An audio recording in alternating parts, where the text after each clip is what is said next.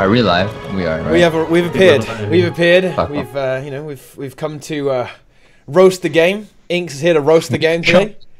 Downering the game. MMO roaster. That's his name. There's nothing to roast. We know nothing. he's come to roast. We know on February 6th that they're gonna have some sort of balance patch. Yes. Hopefully it's good. This is the However, February 6th though is 2.5 months from our last Living World update, and if they're doing the balance patch, they might also be doing the next Living World doohickey. Yeah, it's great advertisement, Boots. Well, no, they won't on this one because you're doing more than ArenaNet right now. I mean, ArenaNet that advertisement right ArenaNet there. don't advertise things, but to do it with they usually do it a week in advance. Yeah. Well, this would be the week coming up. Yeah, exactly. So Tuesday, we're probably going to get a trailer for the next Living World update, and it's going to be the week after. That's my guess. Yeah, I think that would be a bit short notice even for ArenaNet, but I can definitely see it can happen. But it's always a short notice. That's always been 1 week in advance. Just 1 week. Well, no, yeah, like the last one problem? was 2 weeks because you had a teaser, then you had a trailer, then you had the patch. Yeah. I think it's because people were getting really antsy after Path of Fire. It had been a little while. People are antsy right now. I don't. What's happening? People aren't that antsy. You're right. They're just bored. They're just logging off. Yeah, but yeah, I think there was like a small announcement 2 weeks prior, and then saying that in 2 weeks there's going to be something, and then there was the trailer. I don't know. I expect there to be a Living World on February 6th. I could be February 30th. Yeah. The real catch-up says we're getting 2 raid wings. 2 raid wings. Oh, the second raid wing. Oh my goodness! Wings. Man, 2 raid wings is hype. 2 raid wings. Man, 2 raid wings would blow my socks off. Yeah, but I mean, you see, they cut the advertising budget and they just made another raid wing out of it. You see, right? so they. Well, hey, that's a good use of money. Instead of getting the screenshot, we're just getting no screenshot, but there's 2 raid wings. You see, right? That's no screenshot. Yeah, we don't get the budget for that entire screenshot. That low res. That's gone into the next raid wing, so that's it's pretty good, right? That's crazy. But we do know for sure that we are getting a new balance patch. And oh boy, have I heard some interesting things. I have heard that. Oh. I've heard that I've heard that they're deleting Alacrity. Boots. Deleting? They're doing what? They're deleting. They are deleting. What do you mean deleting Alacrity? How do you delete Alacrity? They are ruining the game, Boots, is what I've heard. Tell me what you're talking about. So I can't wait. Sounds good. As I understand, well, I've been told that Alacrity is going down to 20%. 20%. Oh. Maybe even more. But they're going to make it way easier to get as a result of that. What's that going to do to a lot of rotations? Make them cancer. Well, didn't they do that? Didn't they sort of do that with Grace of the Land before they changed it to Might as well? Didn't they sort of nerf Grace of the Land a bit, but they made it much easier to keep stacks up longer? Yeah. So sounds like the same path for Alacrity then, right? Well, except and eventually Alacrity will give Might. Oh, it's full circle. Makes complete sense. Because we can just replace everything with Might, and it'll be good. They're gonna replace every boon. No worries. Every unique buff is gonna get replaced by Might. I don't know. Okay, so when you say they'll get more access to it, do you mean just the specific classes will get more access to it, or every class is gonna get more access to it? Well, I think they can suddenly just buff the output. I think they're just trying to push this direction of firebrands and renegades over just having a mesmer for everything, basically. Yeah, that's a great idea. So they're trying to force commitment to more classes. You could do that anyway. Yes, you could do that without nerfing Alacrity. But you could do that anyway. But a mesmer is just so efficient, right? Because it has quickness and Alacrity. And distort. Yeah, but you get Firebrand gives the quickness, and the Revenant gives Alacrity. And Alacrity is really easy to get 100% on the. Yeah. And it's kind of just shuffling it around because then the Renegade can kind of heal as well. So you don't need the Druid to be healing. But then it's kind of like everything kind of shuffles around and it kind of ends up a bit the class compression. It decompresses the class is what I'm saying. The classes end up decompressed. Yeah.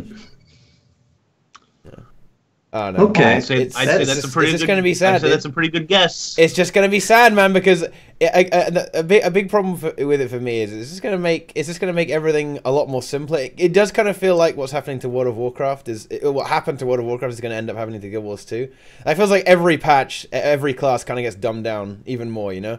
Hold on a second. Does that mean? Buffs, yeah.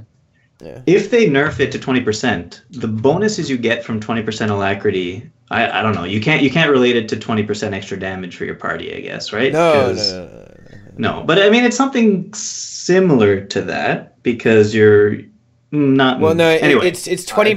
Like 33%. Because of the way they word it, ArenaNet has a kind of way with words. Yeah. Alacrity is 33% faster recharge time, which equates to about 25% cooldown reduction.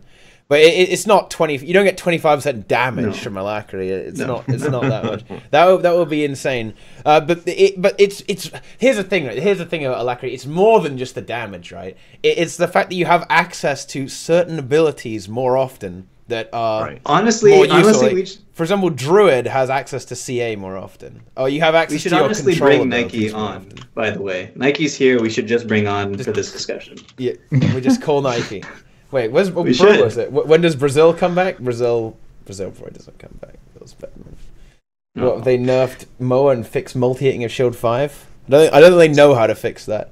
But it's just... So he says it's 10 to 15% damage boost for the party alacrity right now. So if they're nerfing it by what you said right now, it's 25%, not 30. Wait, wasn't it 33? Yeah, it's 30. It's 33, but it's 25% cooldown reduction because it's 30. But they're bringing it down. It's 33%. 33% recharge speed increase, right? They have it worded the other way around, right? But they're putting it down to 20, so that's like, more than 30% nerf, more than a third nerf. So that means it's probably going to be 8 to 10% extra damage for the party now, the new alacrity. Now the question is, so 8 to 10% extra damage for the party. Let's say your entire party is doing 20k DPS each. Okay. 10% for that. Who lives in a dream world? If you're lucky. If everybody's really, really good. And DPS uptime. Okay, let's be more realistic and say on average 12k, 13k. Okay? Yeah. So right now alacrity is giving so that's like 60k total. Actually, there's only 4 of them because your Mesmer is doing almost nothing. So that's like 50k total. And then 15% on top of that is... Are you actually, though, going to bring in Mesmer? Well, yeah, I think that's what Boot's trying to get at here. I think what he's going to come to is are we going to be in the situation where you might actually not take alacrity? Where you might actually not take so you put a Firebrand in there instead of a Mesmer with alacrity so that you just do more DPS overall. Yeah. Is Firebrand good at tanking? I have no idea. Well, yeah, you can tank on any class. You can tank on any class, yeah. It's arguably a better tank even because you can. Yeah, you wouldn't need a rev if alacrity isn't worth it. Trailblazer Firebrand tank. Yeah, because until they nerf Firebrand along with. I think it will be, dude. I think the thing is that ArenaNet have spoiled us, man. Like playing without alacrity is horrible. Every class feels terrible without alacrity. Feels slow. Well, not Trailblazer. No, I generally pug, so I don't have that anyway. So it will make a difference to me. But I mean, let's assume that they might change a few of the cooldowns as well. I mean, alongside to make it not as horrible, because I've seen way in the past when people have discussed alacrity changes, they've also suggested in their posts and videos and stuff that other cooldowns should maybe have a look over, so that alacrity wouldn't be that much of a crazy difference. That would be pretty interesting actually. Imagine if they did that. So. Imagine if they globally reduced cooldowns by the amount that the alacrity change would affect them. So it's the cooldowns would be the same with new alacrity, but the actual impact of alacrity is still less, so it might not be worth it. That would be pretty interesting actually. But obviously they'd have to balance split that because they'd obviously have to balance split that. Otherwise, that's just buffing every class, basically. Well, it kind of would be buffing every class. I don't know about that one. It's an interesting solution, though. It really makes you think, doesn't it? It really makes you think. You know, if what Nike is saying is right, and it's only like a 10 to 15% increase, and if your average DPS of the people in your party is only like 15k each, right now, the boost of alacrity from a Mesmer is only like 10k. So if your Mesmer is only doing 4k DPS, it's not that great compared to a Firebrand.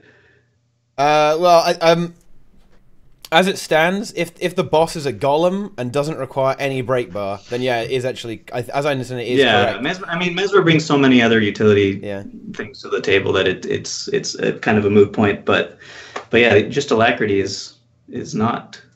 And what do you think? Are they going to make it 10-man along with this? Well, I have heard that, man. I have heard that there is a possibility that you might end up with Mesmer being able to do 10-man alacrity. Although I think actually that's fake news. I think that's fake news for the same reason that I think it was kind of silly to the way they nerfed Mesmer the first time, right? It made Mesmer more desirable. If they make Mesmer give alacrity to 10 people, it just makes Mesmer insane. It would be ridiculously insane, you know, and I don't know. But then yeah, if you do that, you can end up with a 1 Chrono, 1 Firebrand setup, as chat has said. So you can have one Mesmer do the quickness and alacrity for the quickness for one group, alacrity for the entire team. Then you have a Firebrand just do a quickness for the other subgroup. But that's just power creep, right? Like, yeah, that's just. Then you've just made Rev like all the buffs you got to it. Yeah, exactly. You just made Revenant worthless. You know, it's really sad. Really sad. That would be really sad.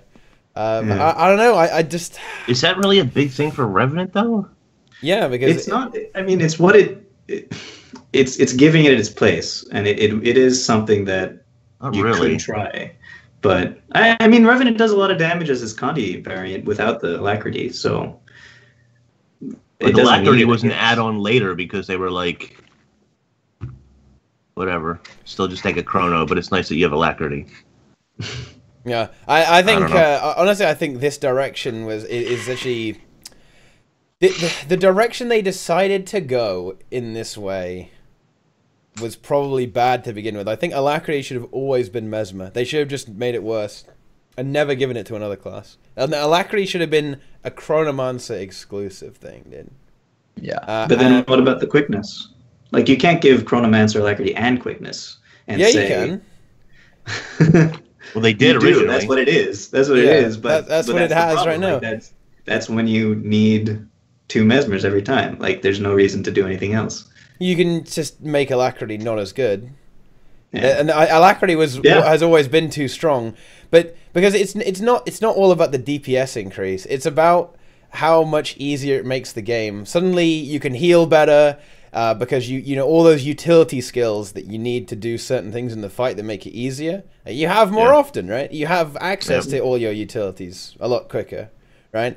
You have access to more healing. You have more access to more CC. Like, the game is more fun to play. But that's not it's not relevant. But you know it's you know what I mean, right?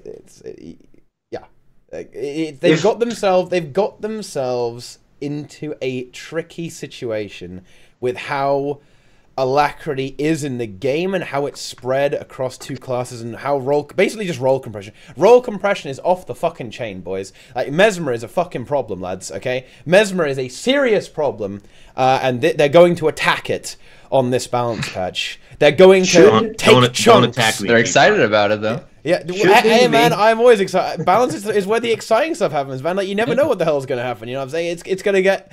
honestly, with ArenaNet, if nothing else, they're gonna keep you on your toes, man. You never know what they're gonna do. You know. And this one's gonna be a true balance patch. I mean, the last balance patch was just like a bonus balance patch, but it still did a lot of things. And this is apparently a true balance patch, so it's gonna be a lot of junk in there.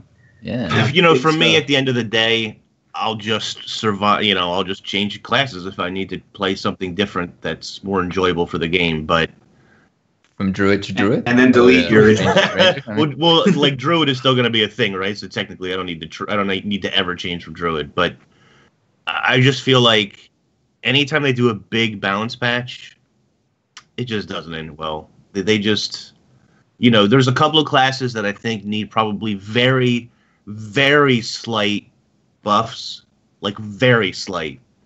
And they'll end up hitting you with a hammer or something, and something will be ridiculous, and Necro's gonna be a mess, and I don't know, man. 5% to axe damage. Well, yeah. all I want, Yeah, I'd love 5% all I want axe. is Tempest Defense to get shafted. Yeah. Well, now here's an interesting one. Kill it. I have heard that they Murder. have. I have heard something's happening to this trait that is absolutely hilarious. What's happening to Tempest Defense? Please. This doesn't strike me as something that's going to happen. I think it's probably going to get nerfed, probably to 10% or maybe even 5%.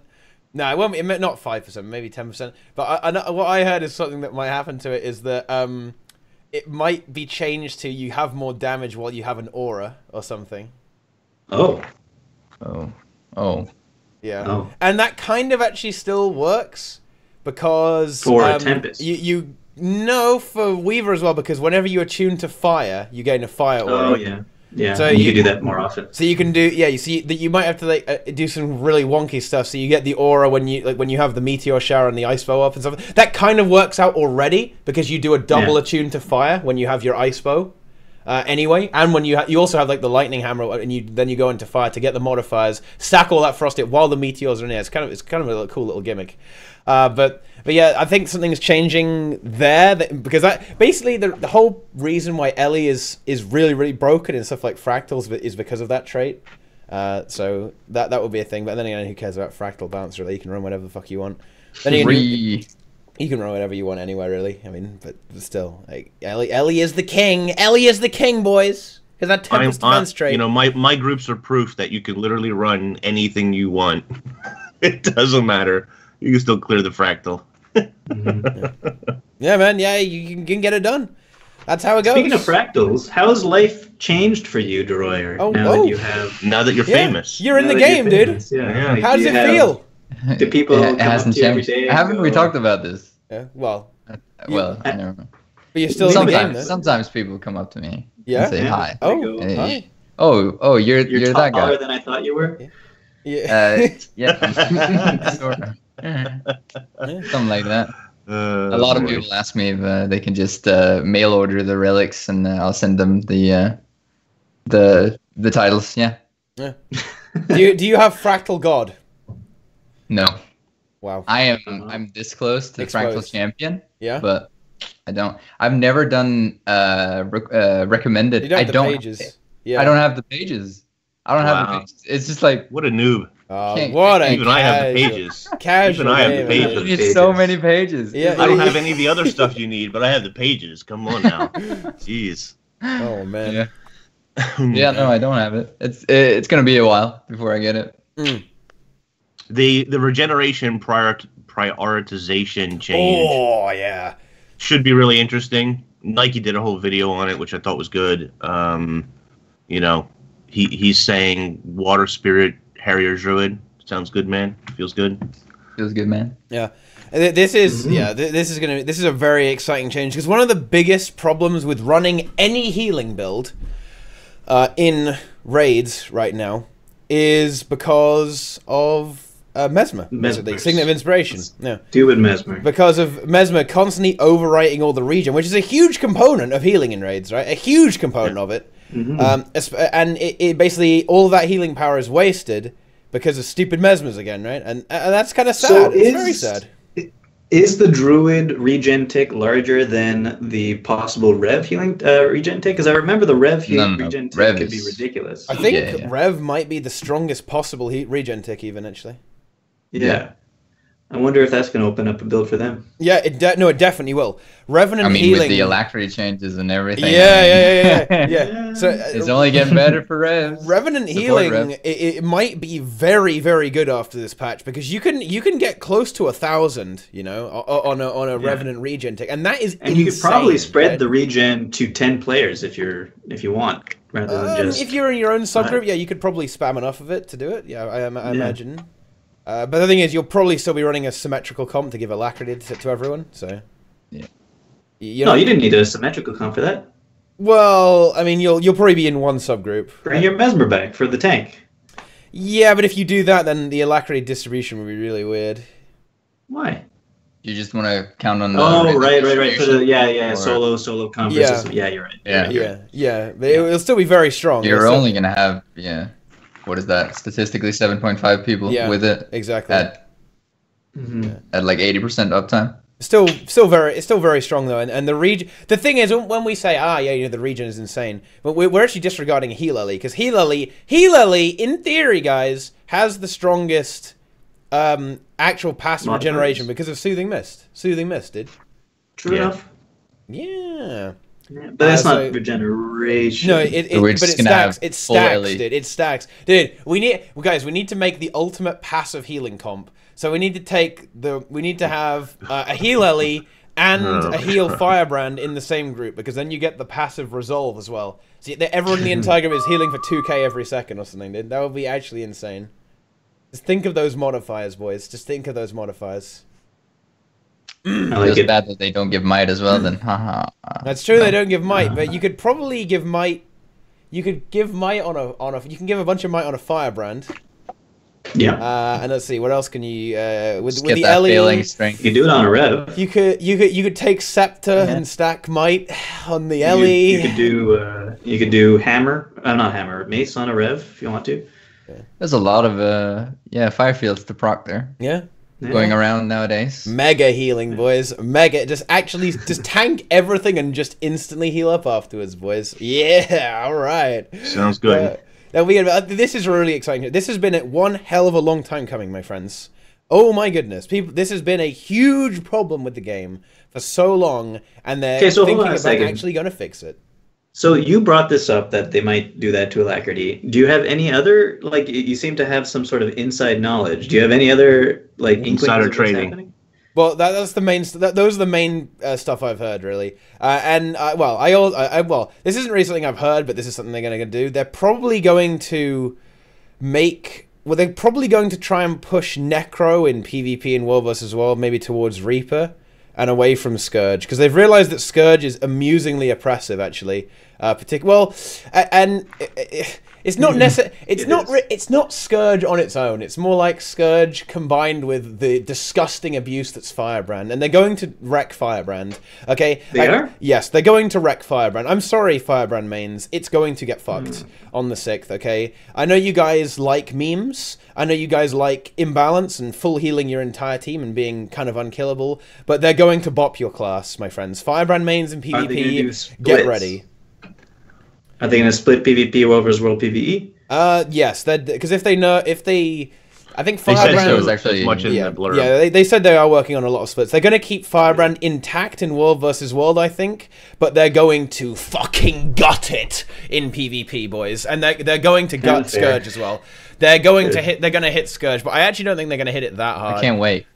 Scourge isn't going to get hit that hard, honestly, guys. See, because honestly, when it's an impossible thing to bop, like. It's just inherently crazy. Yes, because of the way the shade is. Yeah, it's just it's crazy. Yeah, it's gonna be impossible to ever get that in line. I just don't really see it without they actually just taking a knife to its throat. Well, what if they do the thing that I mentioned 4 months ago or whatever it is, which is make the shades targetable? Targetable? Oh yeah, so you can kill them. So you can actually kill them. I mean, I kind of like that, but they can, like, at the moment, they can just respawn them all the time, so... Yeah. What's the cooldown, like, none? Quickly. Like, it's better than not being able to do anything about them on a point. In my opinion, the biggest change... And I'm actually quite worried about this, boys. I think there's actually a real chance they just remove Sansevant from the game. I think there is actually a legitimate chance they do that. They remove it from the game. Wait, which one? The Big Shade. Big Shade. Oh, okay. Yeah. Mega Shade. I think they're going to attack this trait, because this trait is actually the problem.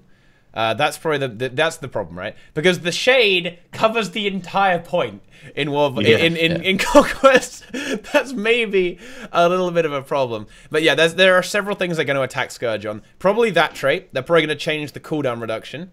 They're going to add either cast times or animations to a delay, basically, to all of the F abilities, particularly the F2. And F5, well, actually all of them. The F3 doesn't really matter, right? But all the other, well, no, honestly, everything. They're gonna bop all of that stuff in these in the PvP and Worldverse as well, right? And then they're probably gonna tone the numbers down a little bit. I would imagine they're going to address the boon corruption. They're probably going to. They're probably they're probably going to put something like an 8-second cooldown on Path of Corruption or something, so you have to actually delay using your F2 instead of mashing it.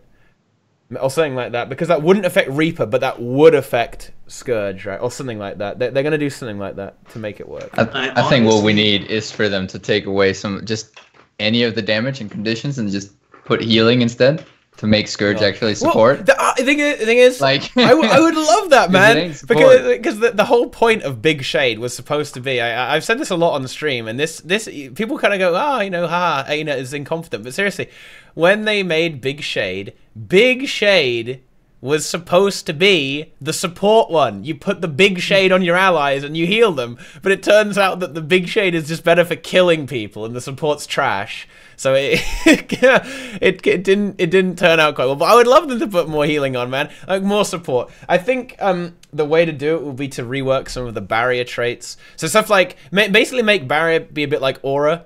So maybe while your target has a barrier, they regain health or something like that. I don't know. You could call it like sand reconstitution. Like it builds, you can rebuild your allies out of sand. There's loads of cool ideas you could do, right? But they need to just Big Shade needs to stop killing people. Big Shade needs to be the friendly shade, okay? Not for the killing shade. Everyone shade. Jasper the shade. Yeah, because right I now want them to change that name. Yeah, the Big Shade. Big Shade is too much about killing people, dude. Okay, it's too much, man. It's too much killing for Scourge, right? And honestly, the thing about Barrier, in particular Desert Shroud, is that it gives you 5k health, even if you're stunned, and you can be healed while you have Barrier. And this is one of Necro's major weaknesses and the inherent downside of the Shroud mechanic for the Reaper, right? Was that you couldn't be healed while you have your Shroud up. But now you can just barrier yourself, and your Firebrand can heal you at the same time, and it's just, it just makes Necro, it covers Necro's weaknesses, right? Necro's weaknesses are still there, but they're just mitigated a lot by having Scourge. Right? Yeah. And Firebrand capitalizes on it perfectly, and now you have the Scourge Firebrand package, which is just. It's anti-fun, right? It's one of the anti-fun things in the competitive game modes right now. That's what I have to say about that. I've been playing a lot of Mesmer the last few days. Mirage, actually Mirage, I gotta tell you, now that I'm finally trying it out, it is exactly what I wanted Mesmer to be from the beginning. It's a really cool spec. It's a really cool spec. It's like it's the epitome of trying to fool your opponents into thinking what's what, like which one's the clone, which one's not. It's exactly what I wanted from Mesmer spec. The only problem is when I tried in PvP, it works great until I run up against a Scourge or a Firebrand, and mostly because with a Scourge, it's really hard to get like any of the condies off of you fast enough. You could lock them down at least, but yeah, if they nerf Scourge and if they nerf Firebrand, I'll be a happy person on my Mesmer, I think. On Mirage? On Mirage, yeah. Like Mirage shits all over Scourge right now, man. Yeah, because of the interrupts. But if you get caught when you don't dodge enough, you're in trouble. That's true. But that's true. Yeah. But honestly, Mirage is the cancer, dude. Like Mirage is horrible. Mirage, I know, I love it. Mirage needs to get shot, like taken out back and shot as well, man. Have you heard anything about Mirage? No, I haven't, but I would imagine they're just gonna nerf it a bit. Nerf it how? I don't know. They're just going to remove how much AIDS it can stack on you. Just the amount of confusion it can burst on people. And actually, we do know this. They're going to change confusion. Uh-oh, watch out, Mesmers. But what does that mean? They are going to split confusion even more and change it a bit more. So I actually don't mind that. I imagine they're going to nerf it in PvP. Is basically how the gist of it, right? They're going to nerf it. Hopefully Wolf as well. Yeah. Well, would they ever make it so that in PvP it only does damage when they use skills? That would be kind of an interesting change, actually. Yeah. Or maybe you just reduce the ticking damage even more, or just remove it. Actually, I think removing it will be fun. Remove confusion from the game. Yeah. No, remove it. No, just reduce, just remove the ticking damage. Everything's becoming so simple. Because I think that would be, you know how ArenaNet like that purity. That will be a kind of a purity thing, right? Yeah, it would be extra damage ticks. Yeah. Remove the ticks, because one of the complaints about tunnel vision, like empathy backfiring, it was one I can actually get on board. I can get on board with that, Boots. I like that shit. I think that's good because that would actually be a more interesting thing, rather. Because right now, when the Mirage puts 30 stacks of confusion on you or whatever, you're damned if you do, damned if you don't, you know what I mean? Like, you can't, you have to like slowly tick out to the mega aids they've put on you, but also if you use even one ability to try and cleanse yourself, you just die. So I think that design is actually better than how confusion is right now. And a complaint when they did the condition rework was that all the conditions kind of started to feel the same, right? Because burning and bleeding and poison and torment, they all stack. They all stack. They all do damage all the time, and then some of them have a little gimmick. I mean, burning and bleeding are basically identical, except they do different damage. Torment and bleeding are pretty identical too. Well, Torment has the thing with the moving, though. Yeah, but it's still just a little bit extra damage. It's like double damage, Boots. Yes, I know, but you're moving half the time, so it all evens out to the same amount of damage. Wait, what? But Torment is the same as bleeding at base, I think. No, it's not. Or is it a little bit less? It's like, it's like the middle point of Torment is bleeding. Okay. Yeah. Okay. Yeah. All right. Yeah. Okay. Anyway, they're all the same. Okay. It'll be good. Give variety. If Confusion did that. Yeah. But again, they're not. They have to split it. They can't do that in PvE, because in PvE things attack so slowly.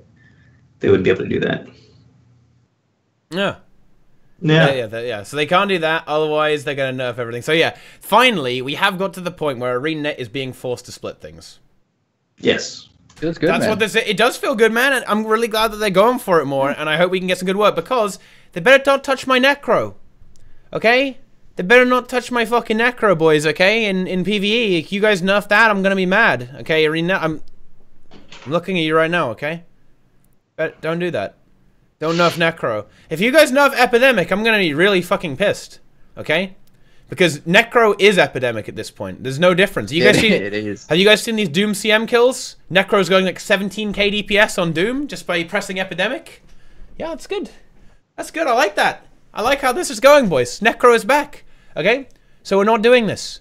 We're not doing this, guys. We're not nerfing Necro, okay? We're keeping it. Okay? 20k HP, massive DPS, massive eppies. Don't touch my spaghetti, boys, okay? Don't touch that shit. My spaghetti. Yeah. Well, and they're probably gonna nerf Weaver again, because Weaver, deserves it. Yeah, please. Weaver, has it coming. Weaver needs to get bopped. Needs to get bullied. Needs to happen. Please. Get that shit out of here. Are we gonna see some Soul Beast buffs? Maybe very minor. I wouldn't expect very much. Yeah, they'll probably buff it a bit, and then they're gonna nerf Warrior as well. Gonna nerf Warrior. Deadeye? What are they gonna do about Deadeye?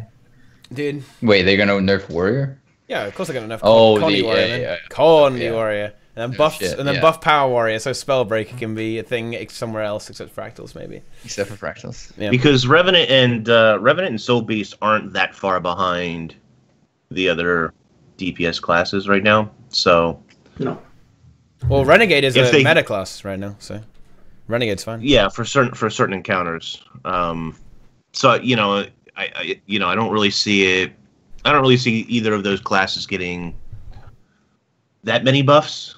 I don't think they'll get nerfed either. They'll remain largely unchanged, would be my guess. Druid will change a little bit just because the regen changes, but there you go. Yeah. Range is going to be pretty boring overall, honestly.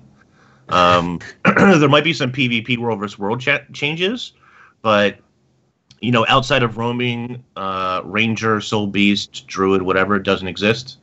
And in PvP, Soul Beast doesn't exist, so there you go. Time Play to find Druid, a new have class. fun. Play Druid, dude. Druid is fucking... Play Druid. Druid is meta right now in PvP. Yeah, for kind of PvP. enjoying It for is PvP, AIDS. but- It is I'm actually AIDS. really enjoying. Well, playing okay, as so that's Druid. fair. That's fair. People are talking about power Druid or Power Druid's power really good, Soul yeah. Beast or whatever. Yeah, they'll probably see some buffs on that. I was talking about Condi Soul Beast, forgive me. But so on the power front, they'll probably see some buffs, but I don't know. So hold on a second. You said that you think Power Warrior would get some buffs in PvE. You're saying? Yeah. So what would be like if you had a scalpel and you wanted to make an incision, precision incision to get the best solution to make Power Warrior good in PvE? What would you do? I don't play enough warrior to. I think it's probably... to give a qualified the actual... answer. The real truth is probably nerfing Condi Warrior. Really? Yeah. But Power Warrior is not good enough for competing with other classes. You bring them together. Yeah, but then Warrior's just not going to be played. Well, except for... Well, you still need you the will banners. always play Warrior for banners. Banners are OP. Banners them in power. Yeah, banners are Paralyze. and in paralyze. That's 10 target banners, Boots. 10 target banners. Yeah. Do you know how many stats that is? Yeah. That's a lot of stats, It's buddy. good. It's good. It's good. Yeah. So you're saying that you need to bring Condi Warrior damage down to like 24k or something in order to get it all balanced out for Warrior. But it's that or nerf banners. That doesn't seem like a good Don't nerf the banners. balance to me, but I don't play Warrior, so what do I know?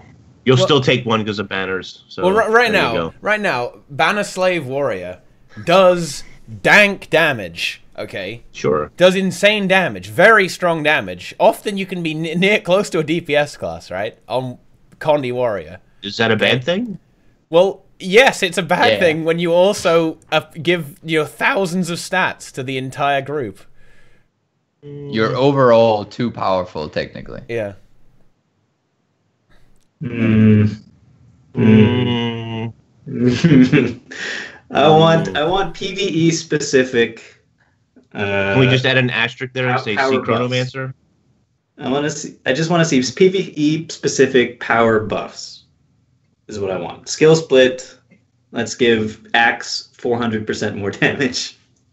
And then we're set. Banner, okay, so a banner gives 340 stats to 10 people. So each banner is 3,400 stats to the group. That's insane! And you have two! So you give 6,800 stats. Let's do that in Might. Okay, so Might is 30 power. So you get 60 stats from Might. So that's like 113 stacks of Might. Easy. Permanently. That's very Yeah. good. It's like an extra 10 might to everyone in the group, kinda. A little bit like that. A little bit. And then you have them paralyze as well. It's not okay, guys. It's not okay.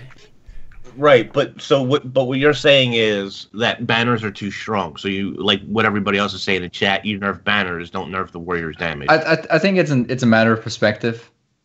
I'd much rather have the banners. Well, of course you would, because you're not playing the warrior. Oh, I've actually been playing a lot of Spellbreaker lately because it's really fun in Fractals. It's good in Fractals as well. It's a really good class to be playing there, and it opens up for more alacrity for the group, and it's good burst, and it still brings the banners. It's not amazing, but it's really good.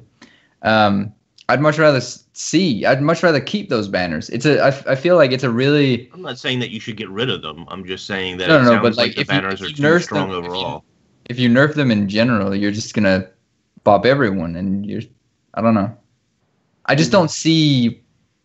Warrior feels weird to me. Warrior feels like it's out of place with how much damage it's doing and how much it's actually doing for the rest of the group. And depending on your perspective, it's either or. It's one or the other that needs a buff.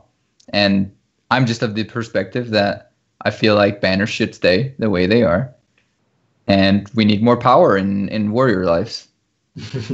I really like power play. Now, Power play.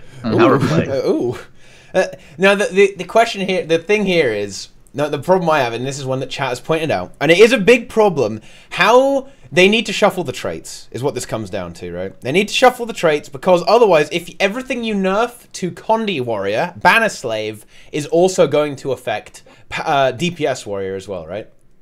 So how do you have so maybe they make it so that you play, if you want to play DPS Warrior, they just leave DPS Warrior as it is now, Condi Warrior.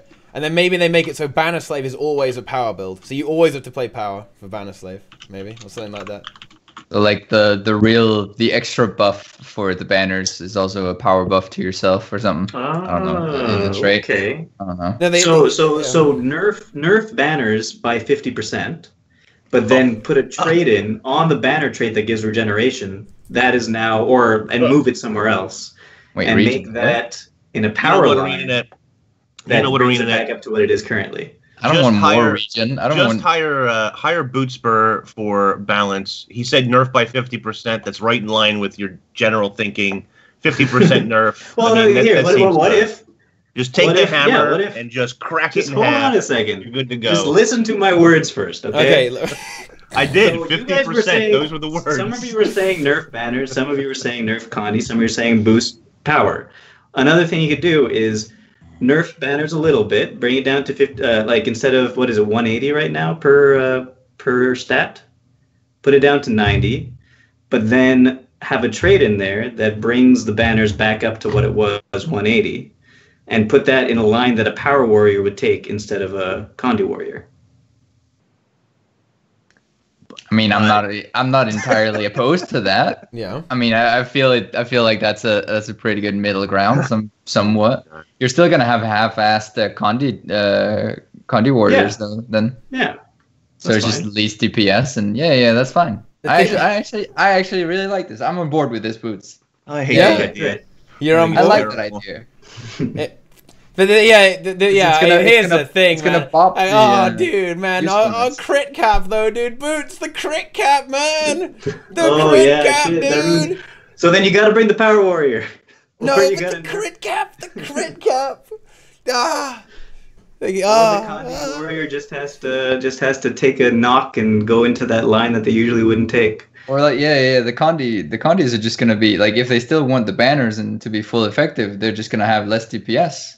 So they actually have the DPS option. Yeah. But they also have the option of playing Condi or power. Yeah. And bring the banners. I think that's good. I'm board with this. This is a good all around solution. I like that, Boots. That's great. It's not. It's terrible. Absolutely terrible. All right, sounds good. Right. I got 2 out of 3. I'm happy with it. No. I'm kind of with you, man. I'm kind of with you. I think that is probably the way to go about it. Actually, I think that's a really intelligent way of doing it. Boots is 500 IQ. Guys, you know what? Boots is 500 IQ in chat, please. You know what always sounds like really good design to me is when you design a trait where it's the only one viable out of 3 choices. That's always great. That's always great design. That should be the way that all classes are designed. Well, that's what we should do. No, that's not it though at all, though, is it? That is it. That isn't it. That is it. No, that isn't it at all. Because at the end of the day, the trait system is designed to encompass all the game modes. So of course, there's going to be shit traits. For example, if we look at Necro, right? If you look at Necro, some of the traits in Necro, like if you look at the Grandmaster Scourge traits, okay, so you have Big Shade, and then you have the Torment trait. Like the Torment trait is really good in PvE, but it's totally useless in the other game modes. And the Big Shade is useless in PvE, kinda, and then it's really good in the other game modes. So it kind of works out, right? Yeah, 3 game modes, 3 traits, easy. Yeah, exactly. That's not at all how it currently works. Well, not even close. Guild Wars 2 not in even 2023, we're gonna have perfect skill splits throughout the. Yeah, right. Yeah, sure. Okay. You guys live in fantasy land, I swear. You all literally live in Tyria. Full time. Yeah. I mean, it's not too far off the mark, to be honest. Literally does. In the mists. In the mists. I don't know, man. It's yeah. I think the trait system as it is actually pretty good. I think it's a bit simplified. I do kind of miss the old ones, but you know, I don't know. I think it was pretty good. I think the way it is pretty good when it comes to traits. Says invest heavily in Spellbreaker runes. Which one's the Spellbreaker runes again? They give power, precision, and 7% damage to targets with no boons. Oh, okay. So I mean, that is better than, in a lot of respects, it's better than Scholar in tough situations. Well, the trouble is that you don't need precision a lot of the time, and 10% is better than 7%. Ferocity is better, yeah. And you have ferocity, and you get a better modifier as well, and you can keep Well, the 10% is not. I mean, I think someone did I think it was Nike who did a study on it, that you usually have less than 70% uptime of the 10%. So it is less than 7% damage usually in like a raid. Yeah. And then obviously you're not going to have 100%. But Spellbreaker runes, Spellbreaker runes could have some play if you needed the precision. I think the main thing holding them back right now is the fact they don't have ferocity on. Because right now the precision, it's just, I don't know, doesn't really work out. But I guess in the future, you can get that, when you got that juicy precision, you need it. When they nerf the banners, like I said, when they nerf the banners, there you go. Yeah. Yeah, there's definitely some possibilities there, my friends. There's definitely some possibilities there. We'll have to. Happen. It won't happen. Well, it won't happen. At least not on the 6th. It won't be. Oh, definitely not on the 6th. Yeah. Inks, what balance changes do you want on the 6th? They have to listen to this pod first, hear the great ideas, and then implement. Yeah. Not for the 6th. Don't worry. They haven't announced anything because we haven't had the balanced tea time yet. Exactly. So we're doing the balanced tea time now. That's how it works. Yeah, so that's how it works, right? Don't have enough time. Yeah. Speed. Okay, so there was something at the beginning of the stream that Deroir, you wanted to mention. Oh yeah, that we were forcing you to mention. Drop it. Expose, guys. This is a big expose. This is now an expose stream. Okay, expose them. Apparently so. Expose them. Let's go. All right, story time, I guess. Story time. All right, I'll preface this entirely for chat and say that I'm just relaying what I've seen. Nothing else. With my own eyes. Nothing else. And there could be inconsistencies easily. With your eyes, yeah. No problem. Right. All right. So yesterday I completed the Doom CM, and I wanted to check how many in the world actually had it. Yeah, thank you. I wanted to check on GW2 efficiency how many actually had the title Silencer, and at the time there was 251 people in the world who had it, and 3 hours later I was just casually sitting on my computer. I refreshed the page out of nowhere, and 57 people did not have that anymore. Boom. Exposed. There's 57 less people who had it, and yeah, 57 cheaters removed. Job done. That's 57 people hard cleansed. Observation. Boys. That's basically it. I'm just relaying the information here. So this is kind of my conspiracy here. I don't know. So, that's the thing. We don't know if anything happened. We don't know if anything happened, but me that if something were to actually happen to the cheaters, probably not banned. I would assume ArenaNet would have said it. No, not banned. Let's be probably realistic. Not banned. Probably just remove the title. Yeah, I remember with the demos and everything, the Wing 4 thing, they had to make a new title because it was way beyond the scope of how many people you could actually remove it from.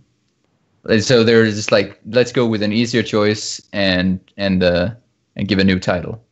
Yeah, so not banned, definitely not. Not banned.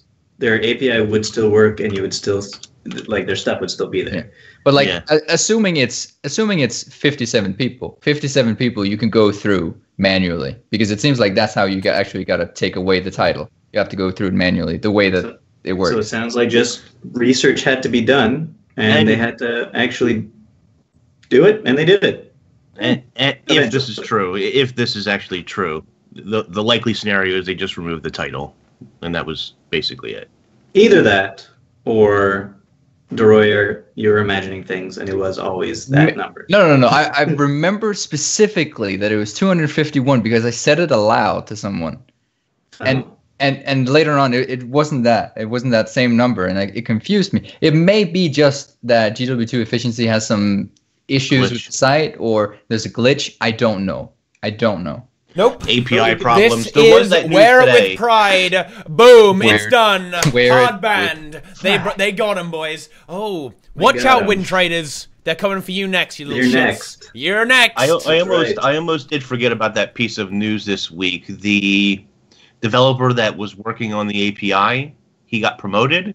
So now nobody's working on the API anymore. Oh, what? That's a real shame. The API is really good. What the hell? Yeah, it's a fantastic tool. Does anybody in chat... One of the things, I've spent so much time just on the statistics of like how many people have what lately, ever since it came out, just no time ago, a week ago, just scrolling through what people have. It's like, it's the oddest numbers. Like nobody has completed something minor or giant, actually. It's just, yeah. Yeah. So, you know, it's funny that you say that, Deroir, because I used those statistics this week to help resolve an issue I was having. Okay. How does... Is that a story? Is that a story time we can hear? No story time. Wait, story time with Inks, please. You can't. Yeah, you can't just leave us hanging on that shit. We need story time with Inks. Let's go, dude. I used the statistics on the Guild Wars 2 efficiency to my advantage to prove a point to benefit a mistake that I made in the game. Wow. So can we get the full story? Can we get the story? Can you leak was the it about full... deleting a character? What was the mistake, guys, though? seriously, what the fuck? Guys, who wants story time with Inks? Twitch chat. Who wants story time? No story Who time. wants story time with Inks? Chat. Who wants? Do you guys want story time with Inks? Story time. Right. Story time. Okay. What does chat have to spam? What emote do you want chat to spam? I don't want it. Okay, guys, if you put enough, I regret bringing it up now. If you get enough gachigasm, if you guys can put enough gachigasm in chat, it's story time with Inks. Okay. It's story time with Inks. If you guys can spam gachigasm. I need to figure out how to spell it properly so it actually does the It's a boring story. There's yeah. We're hyping it up. So tell it fast so it gets out of the way and we don't hype it anymore. Yeah. Let's go. I bought the wrong dungeon piece of armor. Yeah. I bought a piece of armor I already had. So I asked for I said I would delete the item if they could refund the currency.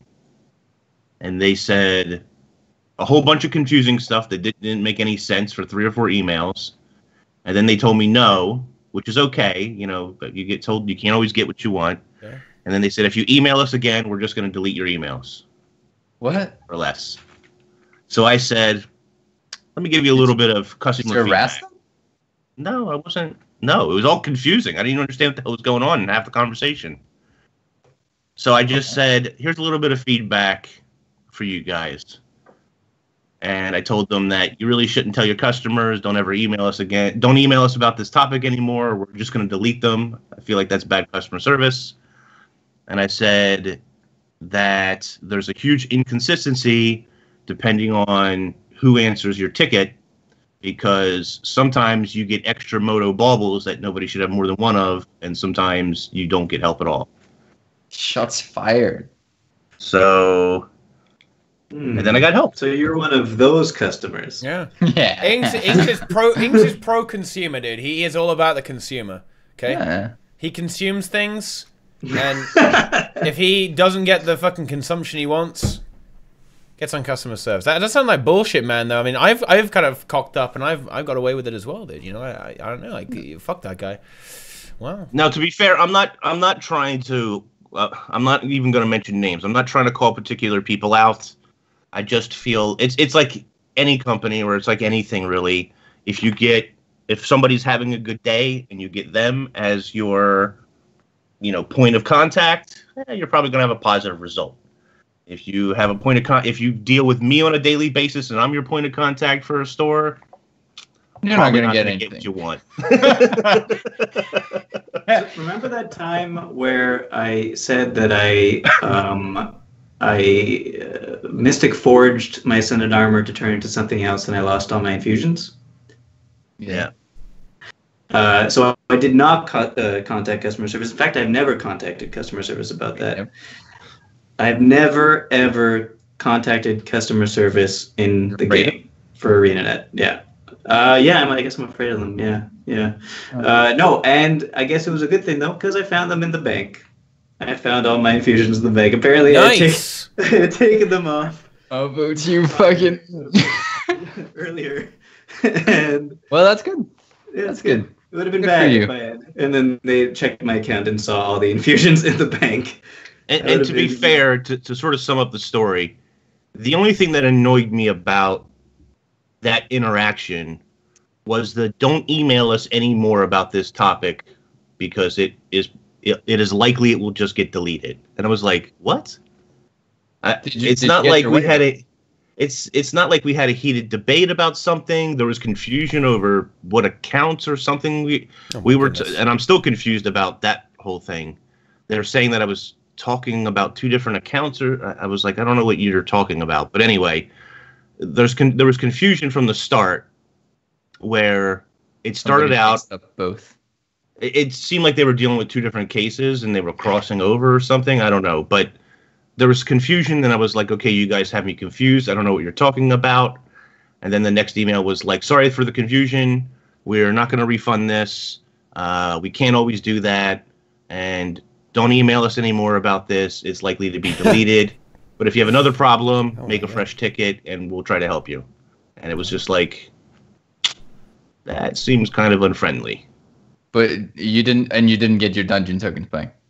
No, I did in the end. Even if you because you proved your point, right? He proved it because I had to be a jerk about it. I don't want to be a jerk about it, but I mean, you need to buy Black Lion Keys Inc. so you can get those dungeon tokens from the Black Lion chest in. You know what I'm saying? It's the whole thing is just silly. I just said, look, I'm not trying to cheat the system.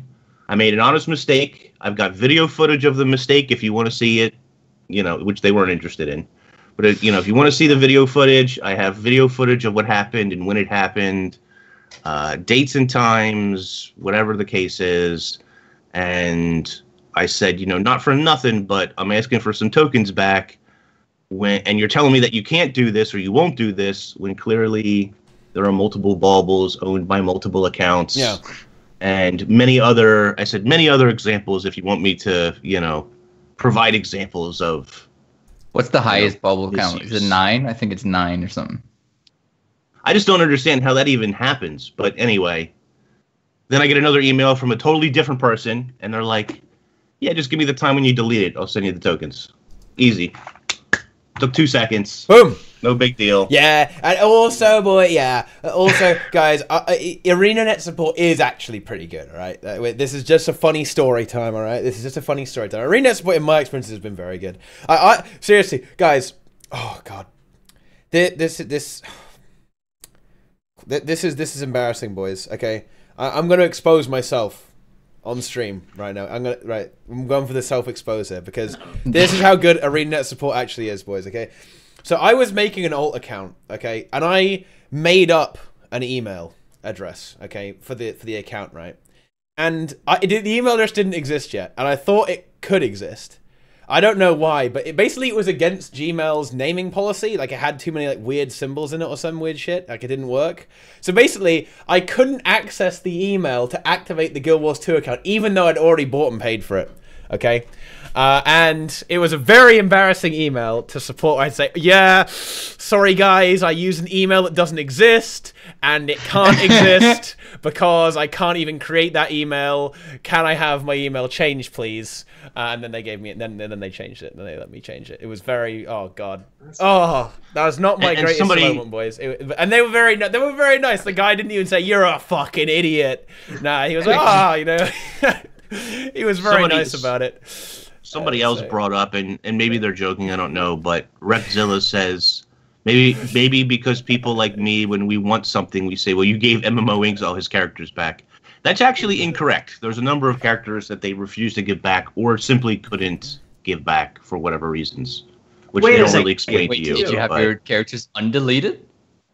Oh yeah, I've had characters undeleted before. What, really? Yeah. Even the ones like you deleted in a video? Not all of them. No, not all of them. It depends on the character and the situation. What up? Wow. Wow. But that's Wow. not Did actually. not know. People are going to be shocked by that, but I am shocked. that's Yeah. actually not news. Shocked. Blown That's away. actually not news because I actually did a video. I think it was a topic in a video I did where pre a certain year, and I don't remember the year anymore. They literally weren't able to restore characters. So if you have a character from 2012 and you delete it today, there's a very good chance that they can't even restore it. For some reason, it's automatically lost. So But are you saying if a character is from 2013 or 14 and after, there's a possibility that they can restore That it. makes me even more scared of getting hacked and having my characters deleted because they can't replace any of them then. Right. So like the Guardian Inks, who was an original character, they can't restore. So any of the characters from 2012 and most of them from 2013 don't even show up in the database anymore, apparently. They can actually show a database of like every character you've ever created. And if you do a lot of key farming, it gets real tedious because there's a lot of like level 10 characters or level whatever characters that are deleted on the account, right? But there you go. Yeah. Huh. But Inks, I don't delete your characters. Just, oof. Stop doing it. Yeah, it hurts me every time. Oh.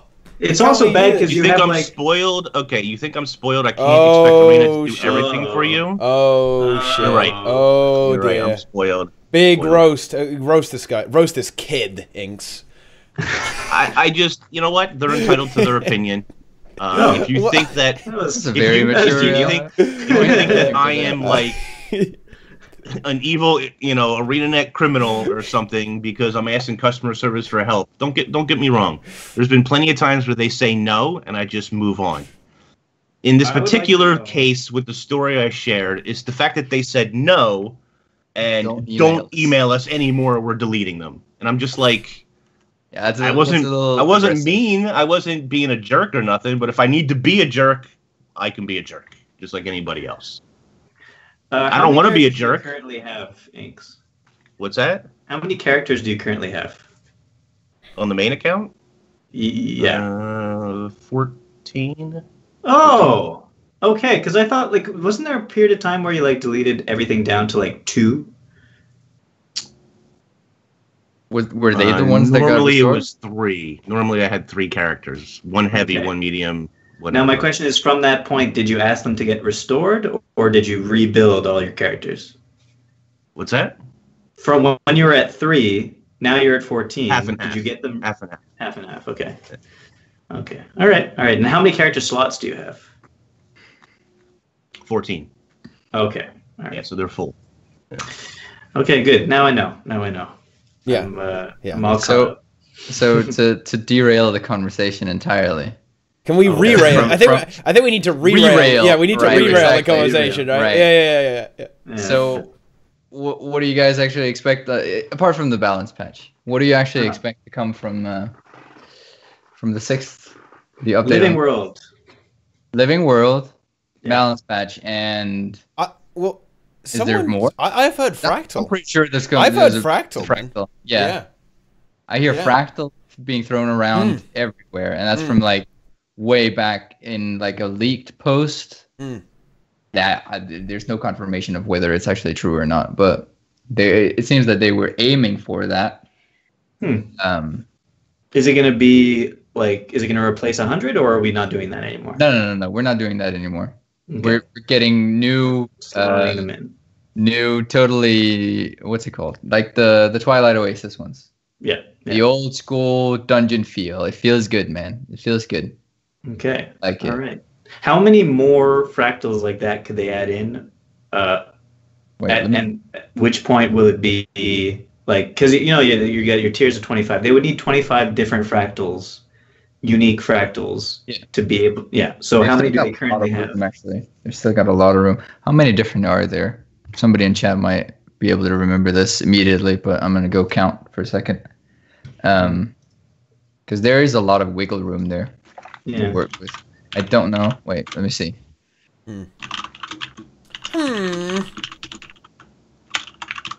I don't know, dude. No, I guess one question is, would they ever do tier 5? I think there's 16 or something. Tier See, oh, so 5. plenty of them. I mean, do they ever have to do tier 5? I guess, right? Well, when every fractal slot is filled, then yes, right? But not for a while. There's no reason to right now, I don't think. No. Yeah. It's just gonna bub up the agony requirement for everyone, and everyone's gonna get super pissy because they need bigger infusions or a title. Or Fractal Mega God. Exactly. Yeah, how about that? Yeah. But like, okay, so apart from like the obvious speculations or whatnot, like legendaries and stuff, I actually really want to talk with you guys or discuss with you guys the future of Coalescence, the legendary ring. Okay. Because I've been thinking about this a lot. I don't really. It's like, to me, it's like a 50-50% of whether they're gonna finish it with the next patch, but I don't actually believe it. I think that they're gonna finish it with the next raid that comes out. So that's gonna be 2 patches down the line, let's say, with the new raid, and they're actually gonna do Coalescence through 2 wings. But I kind of just want it out. One thing though, and it's one of the things that's been bothering me a little bit about the legendary system in Path of Fire, is there's a lot of oddities. I've been thinking a lot about how to actually go around crafting the Coalescence once it comes out. And one of the big contenders here is the Gift of the Desert, like fully getting that. What is that? Like Gift of Desert Mastery, I think it's called.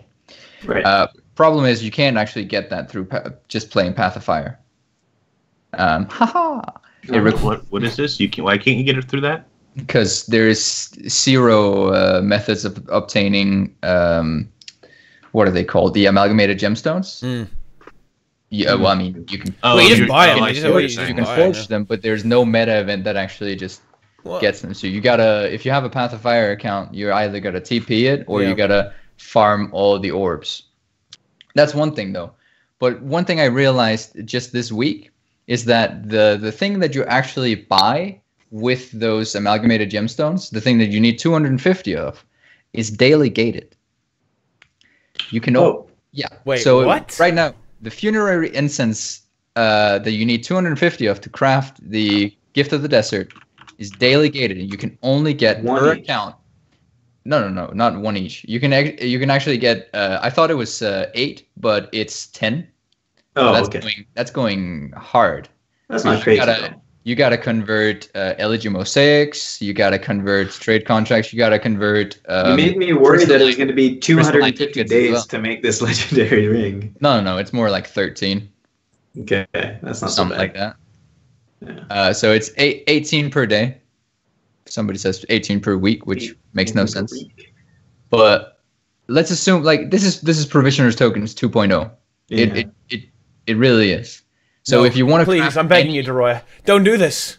If you want to craft any legendary weapon, because it's the same with those, you can obviously go with the heart of the Gift of the Jungle Mastery or whatever that thing is called, which is arguably way easier to get and not time gated in the same thing in the same way. But I genuinely really think the funerary incenses will be used for the ring. So yeah, that kind of sucks ass. That's basically yes. That is actually horrible, Deroir.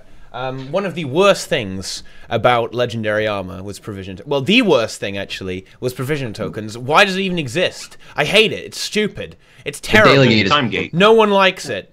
No, it's a daily gate. time gate, but it's also an annoying daily time gate that's totally pointless and adds nothing to the experience. It's way worse.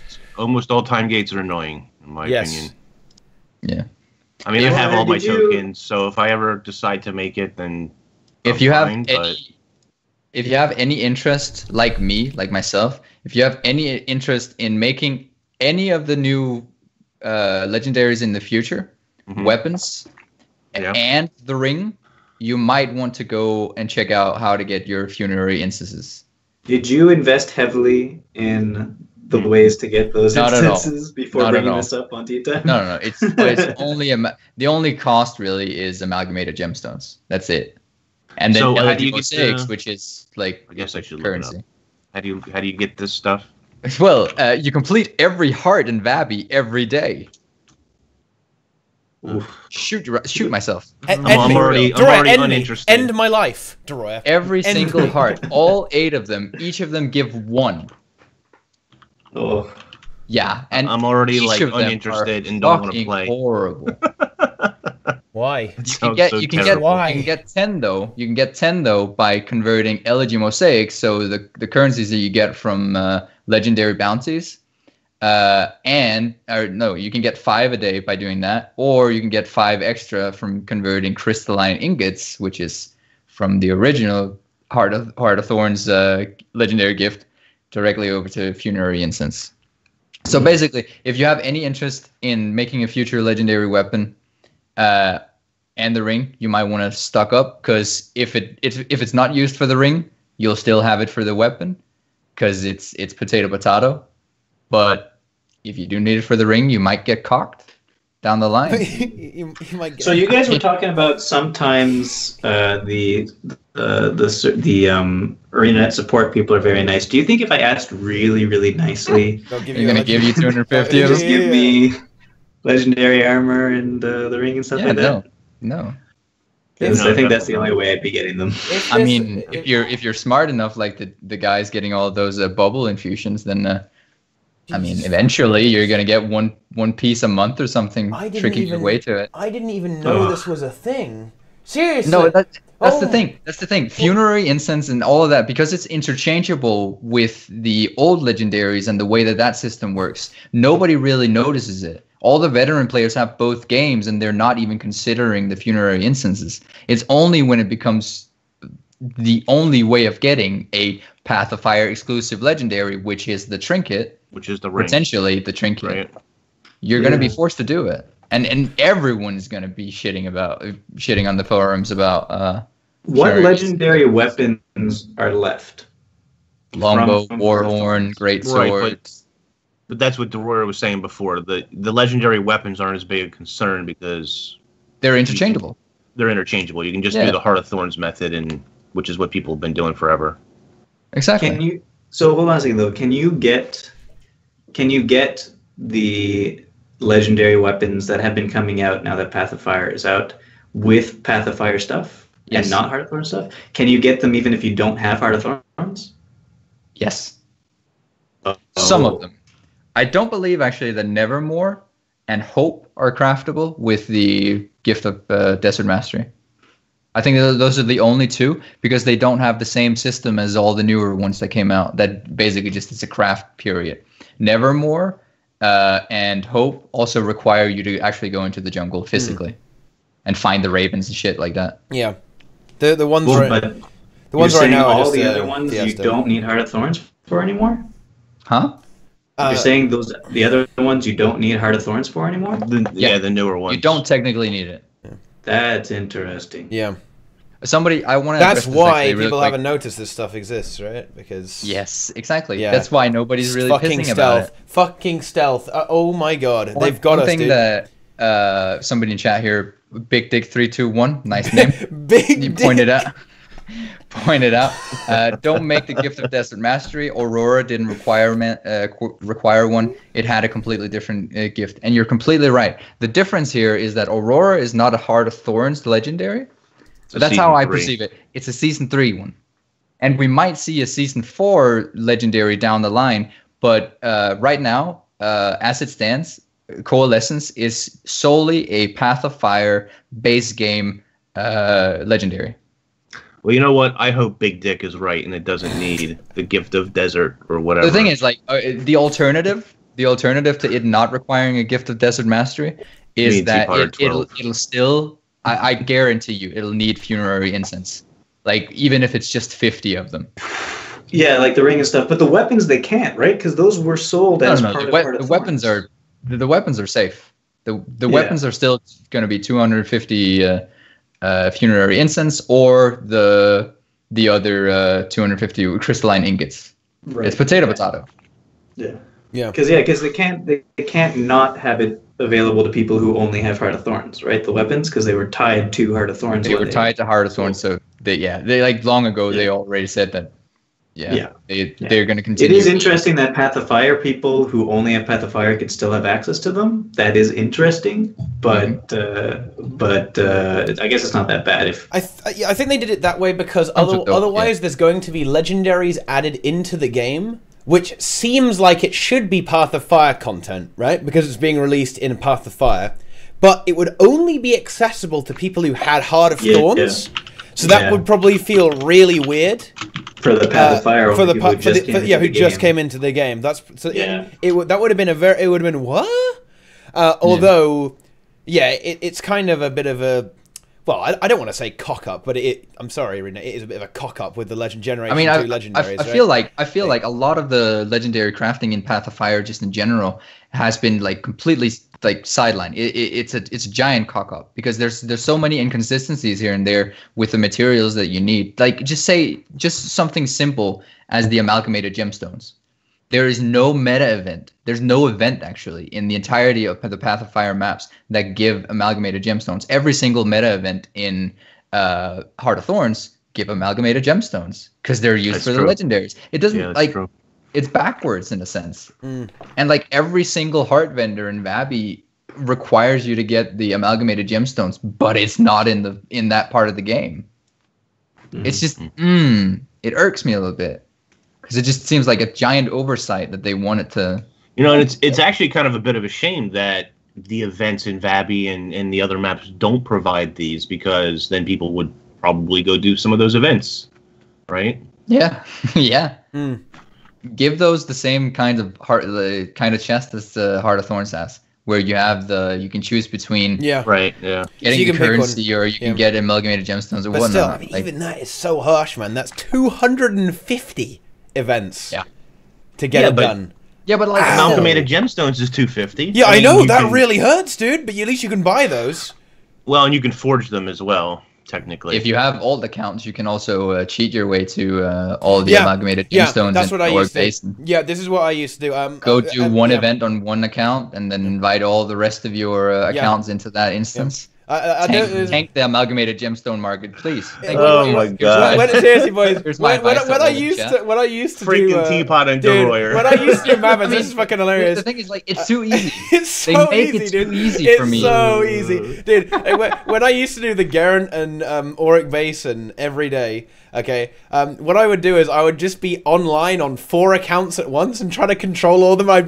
Dude, if anyone ever saw me there and recognized me, they must have thought, oh my god, this streamer is actually retarded, because I'd just be running into walls while I was trying to tag the event on all of my accounts, right? And and then you just get those 4 amalgamated gemstones, man.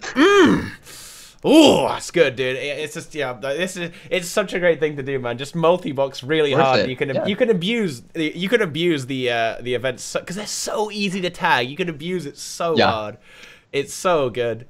I'm sorry, me and Deroir are very bad people. Don't follow in our footsteps. Don't follow our I hard leech. Buy the links in the description below to get all your alt accounts to tank the gemstone market. Please. Get that fucking gemstones, boy. Seriously, boom, let's go. Okay, but yeah, I leech events. I'm open about it. It's a problem. I leech events. So does Deroir. Like, he does that shit as well. He is a leech. He's a fucking leech. Okay. And I'm sitting here with a video I just put up where in World vs. World there's a keep with no walls. And I can walk through the walls, and I refuse to port anyone into it.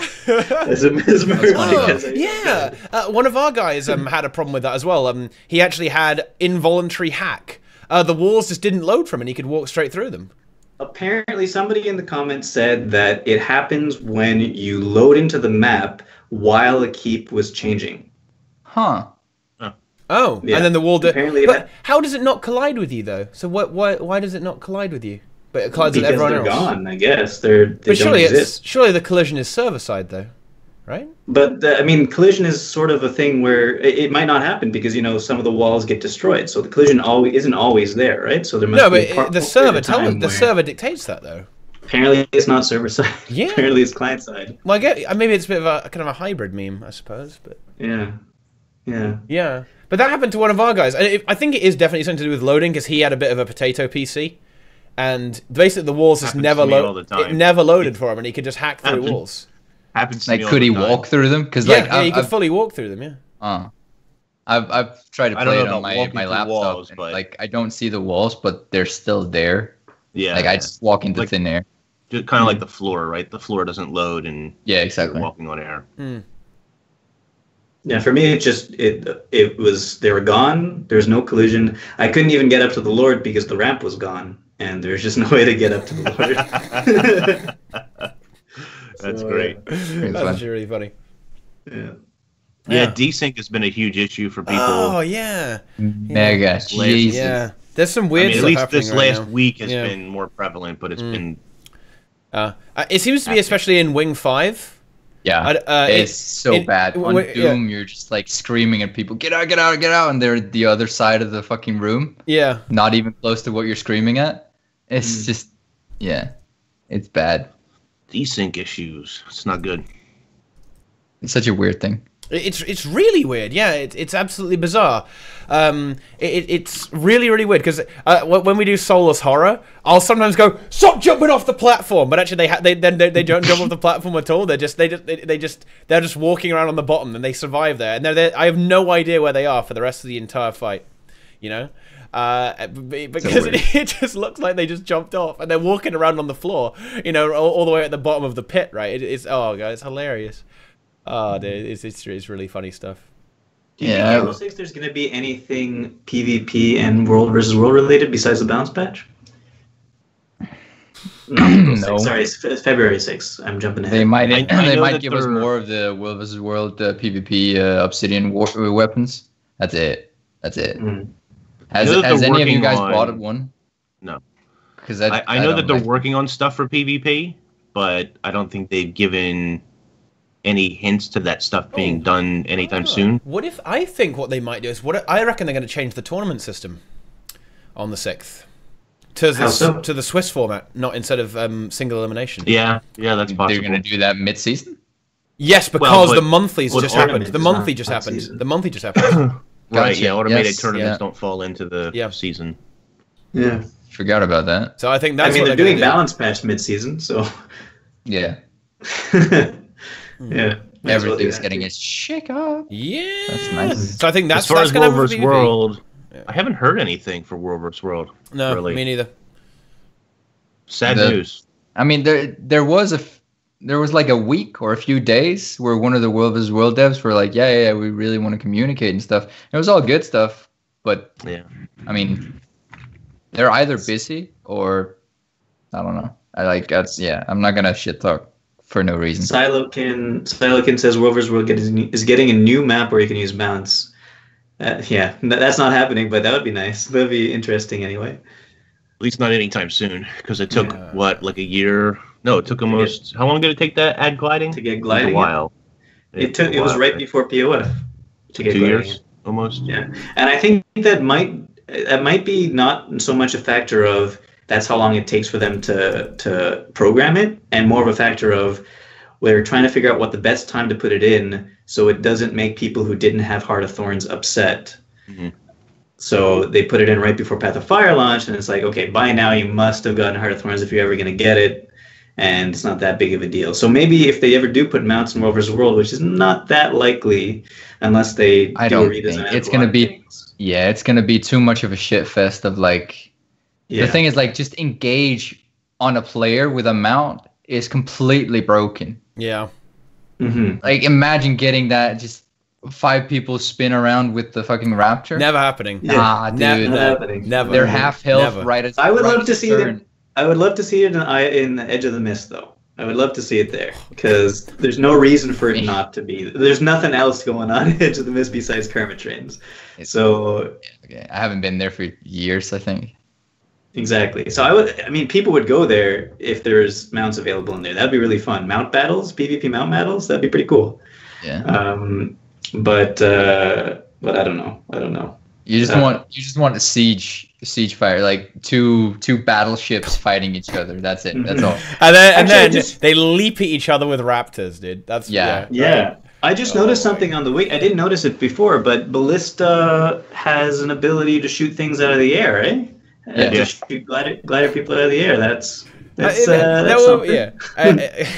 Anti-air. Imagine if they did updates like that to all the things for mounts too. That'd be interesting. Yeah, it'll be really good. It'll be very, very good. Raptor mounted arrow carts. You put an arrow cart on your Raptor. You go around shooting the arrow cart off of your Raptor in the edge of the West. What if they finally bring horses to Guild Wars 2? What? It's just a giant wooden horse that all the clowns in Teapot's army can get into. You just roll it up to the gate and you hope that they let you in. Salty Trojan horse. Yeah, that would be good. It fixes the stand on tag issue, you know. Like if you just put them all in a car and drive them in, you know. I think that's good. Yep. Wait, we can have siege turtles in the new expansion because we're going to Cantha, right? So we can have the siege turtles, dude. Please, reduce damage from arrow carts while you're inside the horse, but ballistas just wreck it. Honestly, what they need to do in World vs. World is just nerf the fuck out of arrow carts and just promote fighting people. Honestly, because there's just too many siege monkeys in this fucking game. Seriously, honestly, dude, it's fucking ridiculous. No one likes Jokes that. aside, like really, all I really want for World vs. World is just a third map. I really think that's creme de la creme. Eventually, that will eventually happen. Yeah, that will eventually happen. There will be the third map because then they can just say, yeah, we've got 3 maps. That's it. They can just leave it. What's it going to be though? We have Alpine, Desert, maybe Jungle or something. Jungle, right? yeah. Jungle map. But Desert already has Jungle. Desert has the jungle in the middle. Yeah. So what we want is a water World vs. World map. Canton themed World vs. World map. Yeah, Asian-ish. Yeah, just Asian. No, you could have the petrified forest. You could have some jade stuff all over the place. You could have, a giant city map. A giant city map. World versus World. That would be actually really cool. I think actually, it was like really Canning cool, City. That would be really cool. Yeah. I would like it. Yeah. I think it would be horrible though because of the. It would be horrible. It would be very. It's a Borderland. It would be very claustrophobic. So I don't think that would. It would be cool, but I don't think it would work out though. No, yeah, it's a Borderland, so probably only the home Borderland people would be in the city, and then it would sort of like end, and then the edges, the other 2 people start in the suburbs. So because they're just outside the city. There could be. Oh shit! Oh no! Wait, what? Wait, here's someone talking to us about efficiency. There's a giant backlog of accounts to crawl because there are some reports of keys being flagged and invalid by the API. So it has to check everything in. At the moment, it's really only showing 93. Oh no! Deroir! They're not actually fucking banned. Then. They're not actually cleansed. They're not banned. Or maybe. Yo, wait. I got everyone's hype Cold up there. Curious, dude. I'm glad. I'm really happy about getting an actual answer to that question because it was really bogging my mind. Yeah. Oh. Okay, well there you go, guys. The numbers may jump around a bit. For everyone who's just got here in TeaTime, thanks for the answer. Saving the day? No, this isn't. Well, I mean, he's kind of saving the day, but dude, it's crushing our dreams. Yeah, crushing the dream. Crushing the dream of sweet justice. Oh my god, justice has not been served, my friends. Oh well. Thank you though, my friend. I appreciate it. News. Fake news. Fake CNN. It's some CNN shit, boys. We are fake news. Fake news. We are fake news. I mean, I did say it was. Anyways, I did put a disclaimer. Yes, but I love how we got the conclusion of that at the end of the. Corrected it. Yeah. We are real news because we've corrected our mistakes. Real news. Yeah. And that's what real journalism looks like. Real news. We've printed a retraction. And everything's gonna be fine now. Yes. Nobody's gonna bring this up ever again. Yeah. No. What? They still need to be banned though. Yeah, you're right, Strider. We can't just do that. Though. The quest continues. But anyway, wait. We need to continue our conversation now, my friends. We need to. What are we talking about? Cantha, Borderland maps. Yeah, because outside the city, they could have those. There are those weird green fields they could have actually. Green fields, and then it could go into the area. the forest area, then the jade area. That could be kind of cool. Actually, that could be kind of cool. Can we talk about another thing? Then World vs. World? No. Because I want to make it more relevant for what's happening on February. Let's assume that Boots is right, and we are getting Living World episode 2, which I think you are. Like I think you're right on. We're gonna get that, and then a few weeks after, we're gonna get the the Lunar New Year with the Year of the Dog as well, right? That's right. But like one thing we've that's actually already seen we've seen screenshots and I saw that. decorations. In one of the instances, it's already decorated. Like, yeah. So hold on a second though. If that's already there, does that mean it's all just like that's what's coming up next, rather than Living World? No. I don't think. I think the Lunar New Year is on the 14th. Somebody correct me, maybe. I think it's going to be like a week or two at least after the 6th. But maybe if it's on the 14th, I think maybe the 6th is the Lunar New Year instead of it's coming. Living World. Maybe it's coming. Maybe because don't they always do Lunar New Year like a week before the actual Lunar New Year? End with I always forget about it. They do all festivals that way. All festivals start a little bit before the actual date. And then anyway, go ahead, Deroir. There's one thing though that's been on my mind ever since episode 1 of season 4 came out, and that's rewards. What is actually the future of rewards? Like just casual rewards, or let's call it that, in this game with the living story. With the living story. Because right now, gem story. It seems like that, right? Right now, the rewards in the new map is a full weapon set and minis. It's a full ascended weapon set, or 2. Double. Okay. Yeah. There's one exotic without the effects, and then there's the ascended with the effects. And the ascended is a goddamn mess to craft. All the way through, like if you want the entire set. But the thing is, like even a nutbag like me, I have not crafted them. I haven't gone for them. They don't interest me. I'm already flooded with all other ascended stuff. What is the future of rewards in this game? Well, it's always been the same. It seems like they're just pushing the same and the same and the same, and it's getting easier and easier and easier to get. Or it just like doesn't seem. You just said it's like really hard to make. For the weapon, it's not hard. It's tedious. Complete the hard around the astral area for like a month straight on all your characters, and you have that. They're just expensive to craft. That's all. Yeah. That's how a lot of stuff is in Guild Wars 2, though, right? It's Yeah. Rewards have always been. I mean, it's horizontal, and it's cosmetic, and I think like.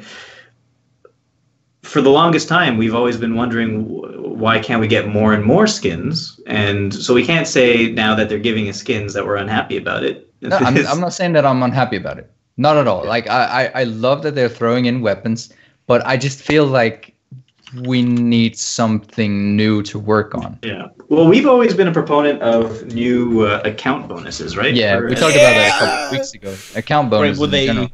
They throw those do in. That, and this is when they increase the magic find cap. Magic find cap, Lunar New Year. Yeah, they're throwing in like every map. They have this like easy just trash can that they can throw at players or whatever. Like you can just throw materials into it, and you get some account bonuses on that map. What is Teapot doing for real though? I don't know. I don't know. He's ready for but it's like you get extra karma and you get extra experience on those maps, right? And the experience is like it's dog shit because by the time that you actually have that experience bonus, you have the mastery. Yeah. So it's like for naught. So my guess is going to be more miniatures because that's a super popular thing right now for ArenaNet. It's been since season 3. My question more miniatures. I think though, what would we want to see? Because I think like it's obviously we are enrichments. We're going to see more enrichments. Yes, we're going to see more easy skins. We're going to see more minis. But what do we want to see? What does the community actually want more of? I think we'll see another tonic as well. By the way, a mount. Never. You're not, never getting a mount. Sorry. No, that will never happen. Well, they did weapons, maybe armor. And I know armor seems like a big stretch. It really does. But I think that if they build it up, or maybe armor pieces, maybe not a full set, you know what I mean? Maybe gloves and boots or something, and then hopefully they can build on that. Since they did technically do a full weapon set and then like an altered weapon set, right? Yeah, with effects. So maybe armor pieces, because I feel like at first I thought maybe that they were going to repeat season 3 and add in trinkets and rings and so forth with the new stats on them from Path of Fire. But that didn't happen in the first episode. That doesn't mean it can't happen or won't happen, but I feel like since they started with weapons, and maybe they're gonna do armor. Branded I feel like this. I'm very hesitant to ever think about weapon or armor skins being put into the game. Like there's a lot of opportunities for them to put in weapons and back pieces. Those seem easy for them. But even Wing 5 only had 3 armor pieces. And it's the same basic ones. It's the ones that are easy to craft. Yeah. It's helmet. 4 helmet, shoulder, gloves, and boots.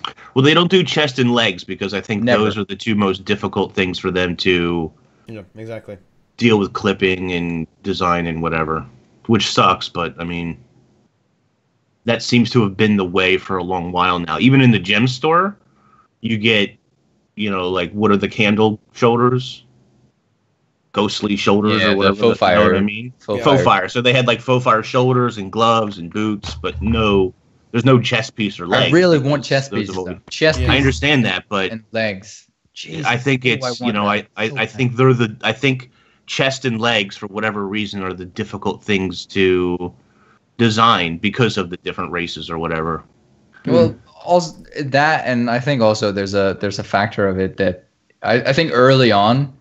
When the entire community was just ablaze with comments about clipping and whatnot on the different races, I think we've more or less moved beyond that. Who cares anymore? Yeah, that's the thing. Like we move beyond that.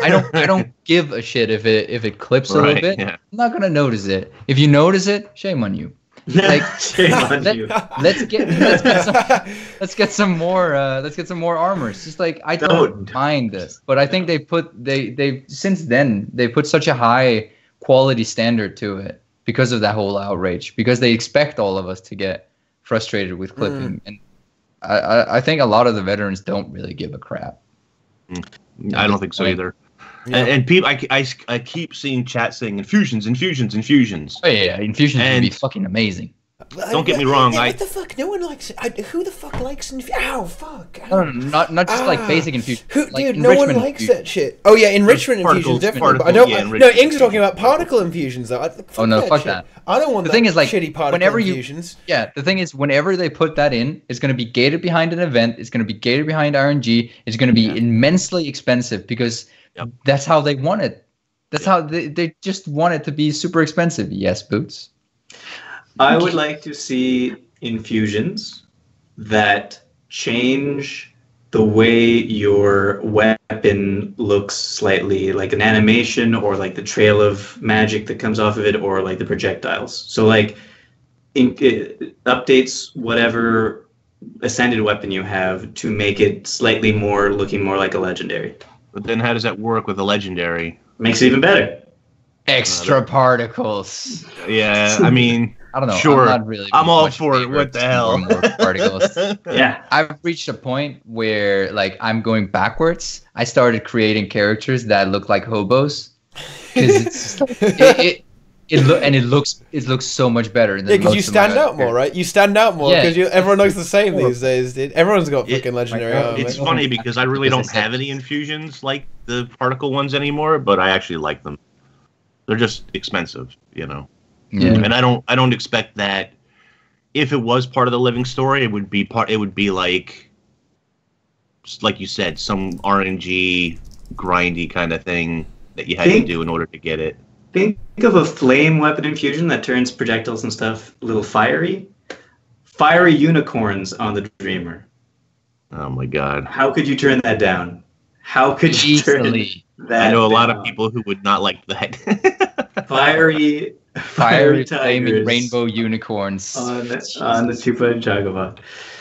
What about now I know this is extremely unlikely. This is very much a gem store thing in order to sell haircuts and stuff.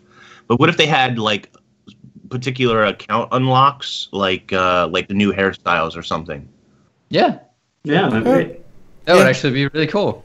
Stuff like that. Go through this long ass fucking quest and get one special dye, and unlock a hairstyle. Unlock one hairstyle. Like no, I know you now like have Timmy's new hairstyle. without the bow. What? Even though that's a timing. That's a basic one. Yeah, she changed her hairstyles when she lost the bow. Well, she just took her bow out. Her hair fell exactly. down. Yeah, but it changed. That's timing. That shit's timing, dude. I mean, why are we? It changed from one of the exclusive hairstyles. Why are we doing timing hairstyles to the base one? Anyways, we can't do timing themed rewards. I like that. I like that idea. Yeah. Okay. Yeah. I can't wait to see. It is a great idea, dude. It's great. I can't wait to see Kanak kitted out in like a bunch of Black Lion stuff because he's been making a lot of gold off of gambling, and then he's just gonna convert it all to gems. And people like Kanak, so he's the perfect person to do that with, right? Yeah. Don't forgive him. It's like, it's okay, Kanak. We still like you. I mean, technically, they're all kitted out in gem stores. Yeah, they are. Because all of their armor or their outfits are sold in the gem store now. Yeah. Well, those are all replicas, though. The ones do you want to look like Kanak? Well, buy his armor and sword on the gem store. Yeah, boy, in the gem store. 800 gems, boys. Let's go. That's how it goes, man. It's all about that gem store, yeah. Unfortunately, guys, I don't want to get you guys' hopes up, but realistically, there's probably not going to be a lot of skins in the game. Oh, yeah, no. Okay? It's not going to be in the game. It's going to be in the fucking gem store. We all know that shit. But what we can hope for is for stuff like Fractal God, but also enrichment infusions. Okay, enrichments. Oh, I thought you were about to go. Somebody in chat earlier said living world or living story God. Yeah. But seriously, I think there should be something like that. There should be open world God where you get, I don't know, you get extra magic find, or you get bonuses for doing hearts, or you get more everything. Okay, just more everything, right? I mean, the thing is, but you have to have beaten every achievement to do it, and then you can be open world God. And a bigger crown potion than you get from the monthly tournaments. A massive crown, dude. A big boy crown, dude. Yeah. They have a lot of these boosters though. A lot of those account the augmentations on all of the different Path of Fire maps. Like you do the heart, you get 1% extra for every heart that you do of something, and it's like they just don't really incorporate it all that well into the entire world, so to speak, or like your account as a progression system. It's just, it dies down the moment you leave, and I feel like that's a big shame. Mm-hmm. What do you guys think about the upcoming lion mount for Griffin? I don't know. His head looks a little bit big. It's a char with wings. I can't really comment on this because I'm not qualified. I don't care about mount skins. They're gonna make bank. They're gonna make bank off it. Oh yeah. Oh yeah, for sure. Big time. It's a nice one, but I don't think I'll get it because I think the head's a little bit too big for me. Yeah. The feather, the way that the wings end in the feathers are a bit strange to me. I don't know. I really like that way because it kind of gives some extra life to the wings. Like they don't just look like there's two of them are extra long, and it's a bit strange. Yeah, the lion head is cool. I'm holding out for a dragon or wyvern, whatever. Yeah, Aurine or something. I'm just holding on for anything in the game. But I want that new mount though. Yeah, I want a new mount though. Like we talked a lot about Deroir. before the season started. A lot about that transport mount, and then it never came to fruition. The transport mount and some shitty non-essential whatever collect magic mastery came out, and it's like we've only had one patch, so we've only had one episode of Living World so far. There's going to be it's not setting great precedence for the rest of it. I think too by the end of season 4, you're going to see infinite volatile magic gathering tools. It's called Crystal Champion. Yeah, of course. Yeah. Wait, what did you say, sir? I said towards the end of season 4, you'll see them release the infinite volatile magic gathering. Oh yeah, of course. I mean, I'll buy it because I'm sucking for that shit. I really wish that they would come up with, and I think it would benefit ArenaNet actually if they came up with a tool collection set where you can switch the skins around but still gain the benefit from magic or volatile or whatever the case is. I think they should do the opposite actually. They should, I know they probably won't do this, but they should make it so when you buy an infinite gathering tool, it gives you an account unlock of the unique benefit, and then you can switch, you can have that on any tool you want basically. I seen somebody else saying too that they should sell us that should sell the players shared inventory slots just for tools. Yeah, like I completely underneath agree. the I mean, tools. They should just. I don't mind, but don't put it in my inventory. You should be able. No. It would be the suggestion that I have seen on Reddit and a couple other places too, actually, is 3 slots that you have to pay for, obviously, right underneath of the regular tools. And so you would just put your infinite tools in there, and then it's shared across your character. What do you do for all those people who bought like 6 different sets of infinite tools? Well, just like with the copper salvage, you just get shafted hard for years. No, seriously. No, I'm sorry. No, seriously. They have to do that. They should do that. And I'm sorry. Brazil bought something like 13 copper-fed salvage-o-matics, okay? He got fucked in the ass really hard. But, okay, the inventory slots is just so fucking convenient. Seriously, Arena, just let me buy a gathering slot for all my characters. It's so annoying having to swap them. Seriously, don't make me want to kill myself when I play your game, dude. Like, no, just give me that account-wide gathering slot. Just do it, ArenaNet. Just do it. You'll make the amount of money ArenaNet will make is obscene. The amount of money they would make off that is actually insane. Just sell it for 1,000 gems per slot. That's 3,000 gems per person. Pretty much everyone in the game would buy that, ArenaNet. Seriously. 3,000 gems. 3,000 gems. I would instantly buy that. That's what they do for the inventory slots in your inventory. Yeah. Anyway, 1,000 each. Just sell me more. Ooh. Sell me more. Sell me more account-wide slots. I buy them day one. The other thing that they can do, the other thing ArenaNet should do when they do this to protect themselves is make those gathering tools like a skin that you can apply. That way, if you've bought multiple sets already, when they do this, you're not actually, you can spin it so that you're not actually losing total value, because you can then skin those infinite tools to be different ones or whatever. I don't mind that. So let's face it. If you like, let's say, just for example, you like the flute tools.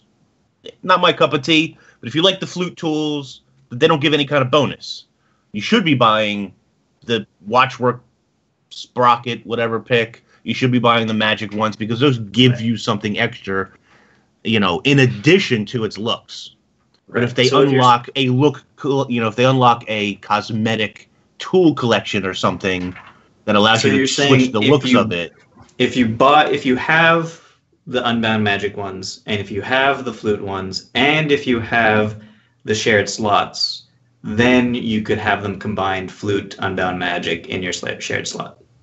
You could just change the effect of what you're mining with, but still get the. But you would need all 3 of those things to get. Sure, but there's but that's one of the complaints, right? One of the complaints is, if we do a shared tool slot, what about all the people who bought multiple sets of tools? Well, fear not, because you can still use those skins on different characters. Yeah. Okay. Yeah. That's exactly. Like some kind of solution like this is, in my opinion, necessary, right? Like one of these needs to happen, because otherwise, well, I guess it doesn't actually have to happen, but I would like it. Okay. And as Ajax is saying, that funds expansion pack 3. Seriously, yes. How much money do they need? Dude, ArenaNet's business model is working out so well for them right now, dude. These mount skins, dude, I don't even want to know how much money they're making off them. It's not right. It's not human. It's not humane, sorry. It's just not okay. Yeah. If you go to... it's dirty as fuck, dude. I was wondering about the same. If you go to the GW2 efficiency and you see how many have unlocked the different mount skins, some of those are like $20 ones. You'll get some juicy insight. You'll get some juicy insight right there. Just saying. All that cash. Yeah. Just multiply that number by 20 and you'll see. It's it's funny that you mentioned that. It's funny you mentioned that, Deroir, because I did the same thing on stream with garden plots. Yeah. You can see how many people on the efficiency have the garden plot achievement unlocked, which you can only get if you buy at least one garden plot. And you can sort of guess minimum how much money they made off of garden plot. It's pretty interesting insight, actually. It is. No shade of ArenaNet. It's super interesting to see these numbers. I think it came to like 30K or so minimum. But that's only the people who have efficiency. That's right, the minimum. So that means it's only people who register with efficiency and it only accounts for one garden plot, not exactly people who bought 2 or whatever the case is. So minimum. Yeah. So how many people do you think registered for efficiency out of the entire population of the game? The latest estimate, I was actually about to say that. The latest estimate that I saw somebody on Reddit do that he'd apparently done way before, it was just like, I don't actually remember how he got to the number, but I think he more or less assumed that about 20% of the player base, or not assumed, he made a guesstimation that 20% of the player base was on GW2 efficiency, and so he was calculating that versus the population of subscribers on the Reddit as well. And so he was trying to calculate from those bases how many players were actually in the game. And he got to around 3.2, 3.3 million, something, if I remember correctly. But that's not active players necessarily. No, that's accounts. Accounts, right. Okay. But like, if we just assume that at least, let's say 50% of that, and then multiply the number of like how many bought the garden plots by that same. It's interesting information. Yeah, it's super interesting. I'd say you could safely say maybe a third of the total accounts are semi-active. Yeah. So yeah, million. I have another thing. Going on the account slots in your hero panel and whatnot for inventory, the fucking logging things. What if actually the way that we would get build templates in some way, shape, or form would be that we could basically just buy a second armor slot.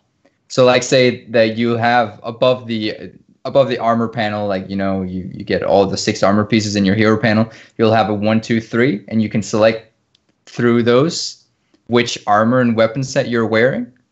So to save inventory space, then basically. Yeah, basically. Or you'll store everything in your hero panel, like. Yeah, I get you.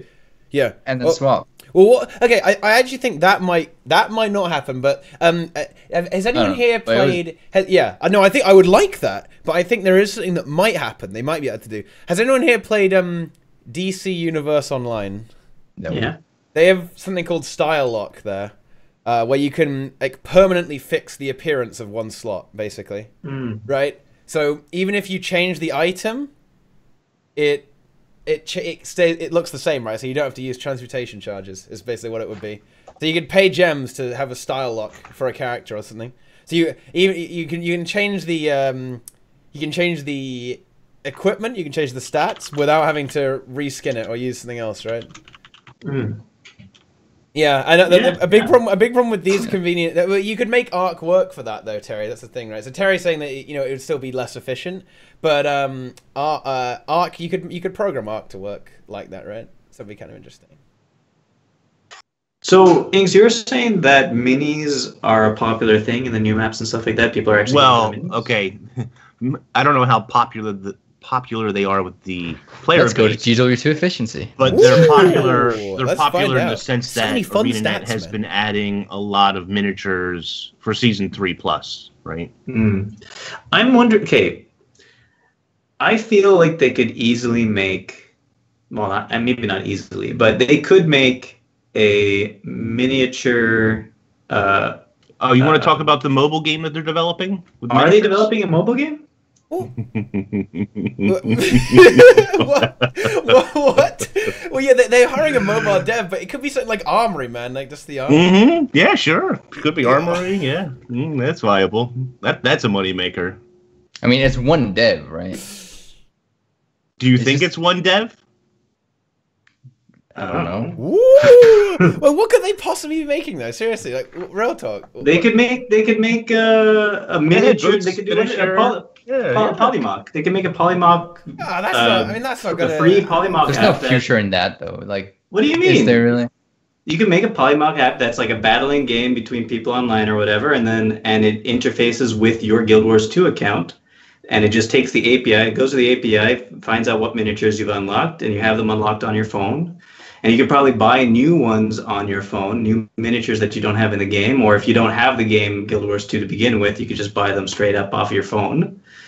And then when you finally do get Guild Wars 2, if it entices you to buy Guild Wars 2 once you've bought the game and you've unlocked miniatures on the game, you might get those miniatures unlocked in Guild Wars 2 as a bonus. Yeah, let's ask chat. Do you think there's any future in a game, either card or miniature based, where you battle other players? Is there any future in that? Do you think there's any money to be made there? Loads. I think it's a good idea. They looked at the success of... how much money did NCSoft make in their mobile market in the last quarter? $350 million or something? $1 trillion? I got Conan. Trillion yen. Conan doing Lineage 2 online or whatever it is. I feel like I'm not part of that market, and they would completely lose me on that front. But I would try it out if it's a fun game. Obviously, I'd try it out if it was in any way, shape, or form related to the game, but like to Guild Wars. But it's just not really my type of play, I guess, or game. Yeah. Fair enough. It just seems like a very weird direction to go in, don't you think? Yeah, I don't know. For me, it doesn't make sense. Why not? It's not part of the game. It's something off of it.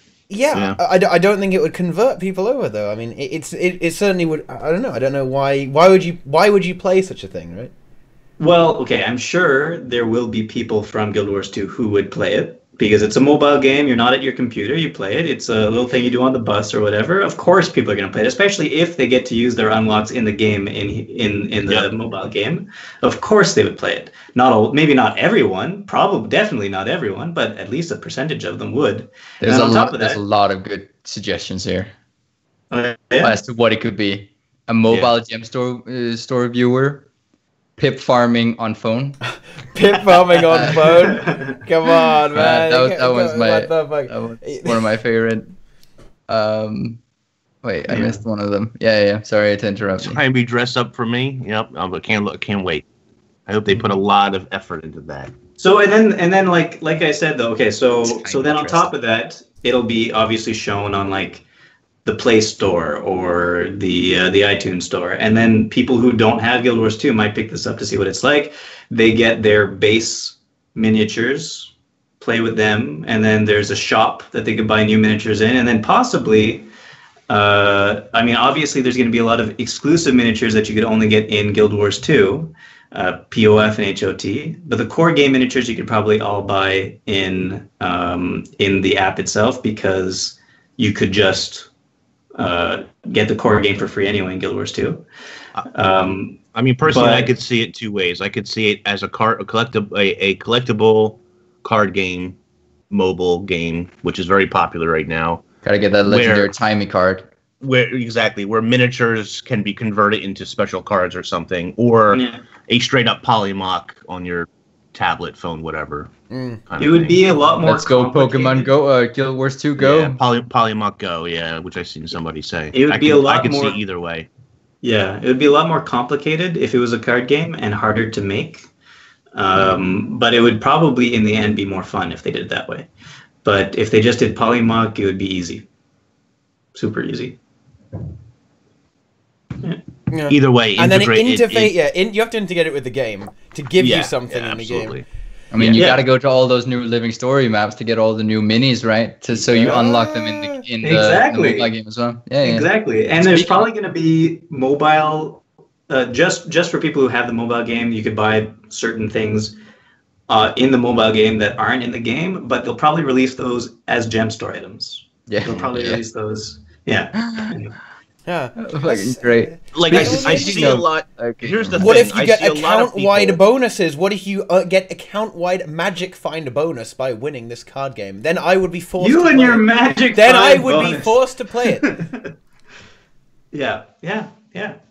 Can't wait. Ajax is talking about a mobile home instance where you can control NPCs. Yeah, that's like Farmville in the game. Like WoW garrisons. I mean, we're already getting garrisons, there, right? Dude. They're gonna put garrisons in the game because you could actually get an app on WoW to manage your garrison. They just do that in Guild Wars 2, boys. They're adding Farmville to the game. There's already farming in the game. They already have those farming nodes. It's a browser game. Guild Wars 2 is the next browser. You know those fucking browser games where you have to Well, you know when you have to do the thing where you have to like build all the fucking clay mines and shit and make the armies and send them out to capture the cities browser game. You guys know what I'm talking about? Like fucking Travian and shit. Yeah. It's like that, but it's Guild Wars 2. Boom. Here's the thing. No matter what they do, and I've seen a lot of great suggestions about an armory and books and all. Whatever they're gonna do, I promise you, it will be monetized. It's not gonna be. It's not gonna be this mobile. It's not gonna be this mobile thing that just integrates with the game somehow. They're gonna monetize the heck. Why would you? Of course you would. Yeah, but all like mobile games are monetized. No, I know that, but I'm just saying some people are thinking of good ideas like mobile apps that integrate with the game. No. My stance is that it's going to be a monetized game that has carryover into Guild Wars 2 and vice versa. Yeah, that'd be great. They need to be able to justify it, for themselves, that is. And I see a lot of people like, why would they take this risk? Why would they go that direction? Because there's a lot of money in it. Plain and simple. Yeah. What would you buy? What would you what would be the revenue generator? You would just be selling the cards or the polymuck things. Yeah. You gotta get those RNG booster packs. Yeah, the loot. Oh god, not the fucking loot boxes. Yeah. Yep. Loot box. It's all about loot RNG loot boxes. Yeah, something like that. Same prices as on the gem store, maybe, so that there's no like pry up. Now that's interesting though, because I brought this up without even knowing that they hired a mobile guy. I don't know. I don't know if they hired a mobile guy or not. I know they were looking to. Oh, maybe it's just to make their website more mobile compatible. Ecto Gambler app, dude. The Ecto Gambler. No. Oh, wait, man. Before I lose this real quick, we were talking about earlier about the popularity of the minis in the new maps and whether they were popular or not. I looked up the easiest mini to get, which is the one at the base one in the domain of Istan, and there's 670 people on GW2 efficiency that has locked that 670 people. So yeah, but if there was Polyamok Go. Oh yeah, everyone would have it. That would say 100K, 100,000 people would own that. And like Nike said too, the minis you get on the gem store would now be worth buying to more people, right? Oh god, to me it makes sense. And don't get me wrong, when I say this, I don't think it's going to release in 2018 or necessarily anytime super soon, but I fully expect to hear news about it by 2019. Well, that's good news, because I was actually looking forward to that kind of thing for a while now. You want a mobile game? Yeah, I would love. Yeah, it just makes sense. Obviously early in the game, I'd hope, because there is a Polymock arena off of Radisson that nobody could get to. It's actually on the map. Yeah. So obviously early in the game, I had hoped that we'd have something like that in the game. Maybe it wouldn't be minis though. Maybe it'd be something else. I don't know, but it just makes sense that we have so many minis with nothing to do with them except collect them. Mm. And I have no reason to go for them. What? But then we battle them. Did we battle the minis? Then now we battle them, exactly. I mean, I have no reason to get minis, and so anytime there's a new mini in the store or anywhere, I'm just like, I sell it on the trading post, maybe. But so yeah, if they actually had a use, that'd be great. Yeah. Yeah, mm-hmm. I completely agree. I mean, that could be a very legitimate option for that mobile game to go in. You can get cool rewards. You could definitely interlink a lot of the rewards there, I think. So. And just think, you have to think too. Reem is absolutely right, because then you're going to have YouTube videos. That kid on YouTube that made that song, "I Play Pokemon Go Every Day." We'll make I play Polymock Go every day. Instant success. It's like, how many millions of views does that have? You get new content creators out of this. Yeah. There you go. Easy. Somebody sing Polymuck Go, please, and make a video. I play Polymuck Go every day. Please get your little cousin to sing that. Poly. Yeah. There you go. You got it right there. Yeah. Some very we solved the issue of future rewards. We now, you get that is what we want. You get the song. You get the song as the reward. Minis. Polymuck Go song for kids. Original. 63 million views. Easy. I mean, Pokemon Go. Yeah, 63 million. I mean, that thing is fucking. Good song though. Like that kid really has a future. Yeah. He's done a lot of songs, dude. It continues, you know. Crazy. Yeah. I don't actually. All they have to do is make instead of Pokeballs, make them look like Tide Pods, and you're internet famous. Well, I want to kind of I want to bring it back a little bit to the Lunar New Year, boys. Do you guys think Magic Find increased to at least 500%? Is the cap going up? Go. Is it going up? Is the cap going up? I think it'll at least go up the amount that you're losing from no longer having the black line boosters. It'll go up to where it was when you still had black line boosters. So like 25% extra. That's just gonna be what? Yeah. I mean, I would love them to do that. I think at least they could add an eater for Magic, but I would like to see the cap actually increase personally. Cap. I just want that cap. The problem is, and somebody pointed this out to me, I didn't realize this when I made my video about that particular thing. I made a top 5 what I'd like to see happen 2018 for Guild Wars 2. Once you get to a certain point, the cap doesn't, the amount that you need doesn't keep like doubling, and I think it probably should. Yeah. 30,000 is where the 30,000, like, right? 50% is or something. Yeah. So I think if they're going to increase it, they need to. Yeah, just double it. After 300, double it. You No need problem. to go back to doubling it and whatever. Make it 60 per. No problem. Yeah, 472,510 is the max to max the 300 out. You actually hit 300 before 472, but you can max it out to 472 currently.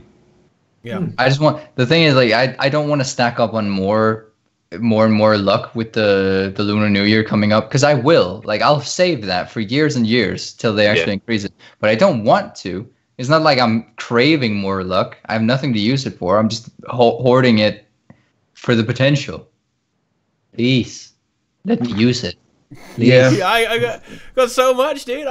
This is so what the fuck, dude. The fucking Nico. I'm pretty sure he's like ruined. Oh my, how is he doing that? What the fuck?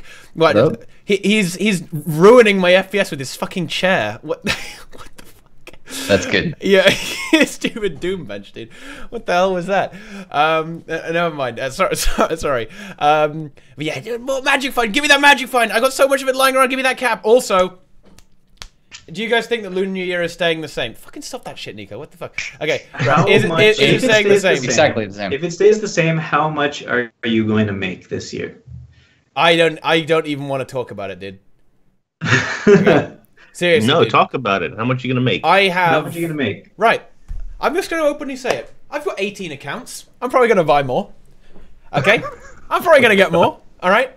I can spend 16 gold a day. And make, well, you get back, at least 28, 24, 25 gold back. Wait, is this? The stream is dying thanks to Nico. Yeah, Fucking stop that shit, dude. Fucking stop that. Oh, God. What is going on? What is this? Stop it. Wait, what the fuck? There's a giant spider here with every infusion effect. What is this? Wait, has it recovered yet? De-dusting you. Technically. Wait. What's happening? What have you done to the stream? Wait. Hang on. We have to wait for it to stabilize a bit, I think. It looks fine on my end. There. Doesn't looks look okay. good on Alright, okay, mine. right. It's recovered. It's recovered. It's shoddy. No, I think it's come back now. Yeah, no, we're Alright. okay. We're alright. Yeah. Jeez. Okay. Yeah, There you go. Yeah, That's okay. what I want my character to look Yeah, like. yeah. That mess of. That actually ruins frames. Yeah. It would literally blow my computer up. It wouldn't be able to handle it on a daily basis. Yeah. Oh boy. Well, okay, never mind. Fucking SCD. You're saying. Dude. Hey, as I was saying, my friends. Buying millions of accounts. I'm gonna get so many. Oh, So you said you make about 8 gold. 8 gold a day per account, pretty much. Yeah, sometimes a bit more than that. Oh boy. Okay. Yeah. How many? 14 days, I guess. Is it? It's 3 weeks apparently. Dude, my screen is completely raped by effects right now. What is this? Okay, right, I can't stop them. I have to just continue. Never mind. But yeah, so anyway, wait, oh my god. What the hell's going on? So you will make 3,000 gold this year. That's nice. Yeah. Yeah. It's value, guys. Buy your extra man. of accounts now. It's an insane amount of accounts, dude. Yeah, just all you gotta do is buy 18 accounts. It's simple as that, guys. Simple as that. Yeah. And you can make the freest money ever. You don't need all 18. And also, oh wait, do you put it all on one account? Do you send them all to one account to open? Yeah. You want that magic fine. The magic fine, right? Okay. Do you have enough gold on each account to buy the envelopes? I'm sure that he does. I will. Yeah, I will when I need it. Yeah.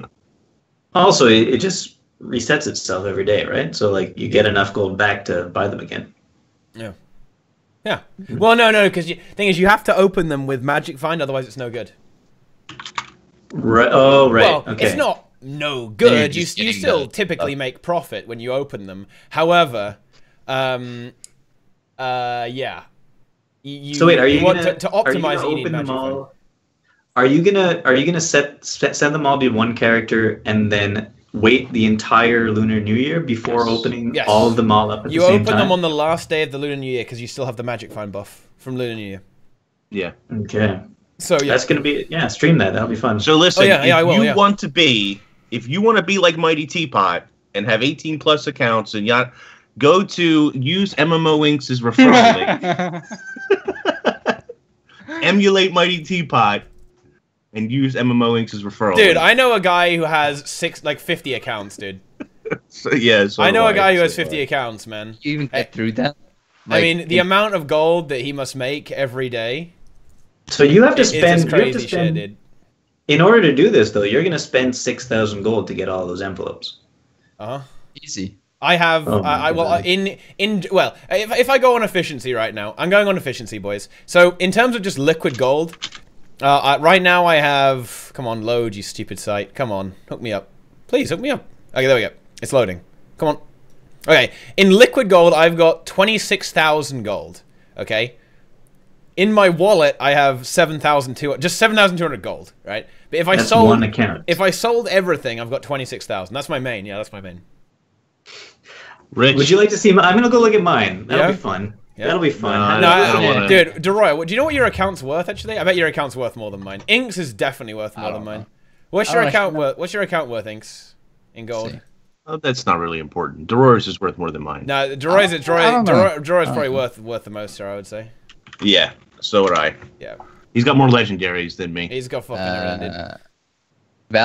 Gold value, 184,000. Fucking kick my ass, dude. 631. You motherfucker. Yeah, I'm only worth 144,000, dude. I'm a pleb. You got me. What is Deroir's? 184k. Yeah, you're way above me. Damn. Teapot almost has me beat. Oh, wait. The number one spot is nearing 1 million. Oh, that is insane. that's Enko, isn't it? What up? I think it's Enko. Is it Enko? Yeah, I think it's Enko. 965,000. That is insane. Yeah. And divide by hours played. Yeah. I love how there's two accounts. There's two accounts past the 900,000 mark. And then number 3 is only I say, getting close to 600,000. What up, dude? Wait, Rima. Wait, hang on, Rima. What are you at, dude? What rank is? Because Rima's like top 100, I think, or some shit like that. He's very high. Yeah. Rima is really high. I don't know. He must be like top 50 at least. I think at least he's very high. He's worth hundreds of thousands. So he must be like top 10 even, like top 25. Where do you go to find your gold? Just go. Well, you can just go to your account value. Oh. Okay, so you're talking about account value, right? Okay, while we look at how to get gold. While we look at these memes, let's talk. Dude, seriously, fucking stop that shit. It's like fucking my OBS. Stop doing the weird effects, guys. It's like real, dude. You're actually raping my P. What is Guild Wars? Guild Wars 2 is like eating my CPU right now. Stop that. All right, thank you. Okay. Anyway, boys. Okay, so someone wants kind of a tutorial on what to do. So what you need to do, Iron Bolt, is for every account you have. You buy the Divine Lucky envelopes from the NPC. She appears in Divinity's Reach in the Crown Pavilion or something, right? And you can buy 16 of them every day, right? Per account, and it's 1 gold each. So you send gold to your accounts. You send 16, like hundreds of gold to your accounts and buy them every day. And then at the end, on the last day of Lunar New Year, what you do is you go whoop, and you send it all back to your main. You do silver wastes, okay? Stack every booster you can. Magic find food, blah, blah, blah, blah, blah. Go up to 1,000% at least and open them all there. And you will make a crazy amount of profit. I hope so. Yeah, that's exactly what happened. Anyway, yeah, there's one more thing I want to touch on before we kind of leave. Efficiency's not loading. Okay, everyone's going there right now. Yeah, everyone's going there to check their shit. Guys, like I have no idea what you guys have done, but seriously, this is absolutely unheard of. My CPU usage is actually nearly 50%. I have no idea what you guys are doing, and it was like spiking to like nearly 100%. What the fuck?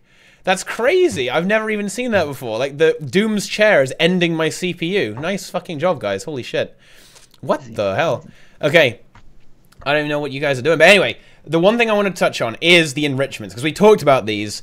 How should we have enrichments? Do we want enrichment infusions specific to every game mode? Because I say yes. Yes, please. 100% yes. A world versus world enrichment. PvP world, enrichment. PvP. Let's go. Yep. I would say one for... You can actually, in PvE, because it's kind of more of a broad game mode, I'd say you could have one for each. You could have one that would function in open world. You could have one that functions in fractals. You can argue that the open world ones are like Magic Find and Karma. Yeah, I'd like more power though. Same for like more power. Dungeons. More power. More OP. More OP. Yeah, let's go. Yeah. 50% Magic Find at least. Let's go. Yeah, world experience game, but no, I would actually make them very, very strong. I would make them very difficult to obtain, but I'd make them very, very strong. For example, if you were going to get the world versus world one, you would have to be a high rank. You would probably have to have a large amount of kills.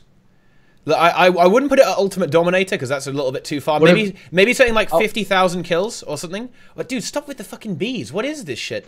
How about getting it behind like a meta achievement kind of thing? So you got to do X number of all the other achievements, like say Tower Toppler, a Fixer Upper, whatever. All those things. Yeah. I agree. Yeah, I agree. Stuff like that. And like the final reward is that you get that extra enrichment. That would be fucking cool, actually.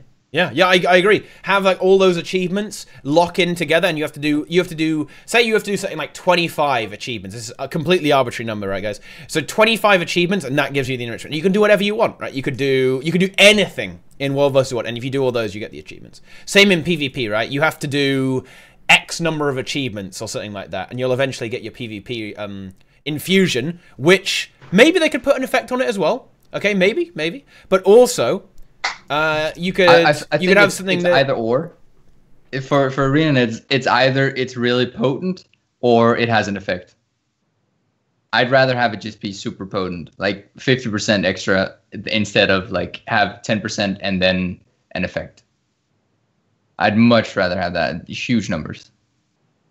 Maybe that's just me. Yeah. Okay, yeah, I mean, I think that's fair. I mean, yeah, maybe it's when we're asking for a little bit too much, but yeah, just give some proper fucking dank enrichments that are kind of difficult to obtain, but they are very powerful and they enhance your gameplay experience. So in fractals, for example, something I could really use right now. How about one that gives you more relics or more encryptions whenever you do more encryption keys, right? So you can get more cash. Or just here's a thought. What about an infusion that increases your luck that only affects the opening the chest, right? The daily chest. So you've got a higher chance of getting a specific magic find. Yeah, very specific. So to speak, yeah, like luck hack, but luck hack that only works in fractals, right?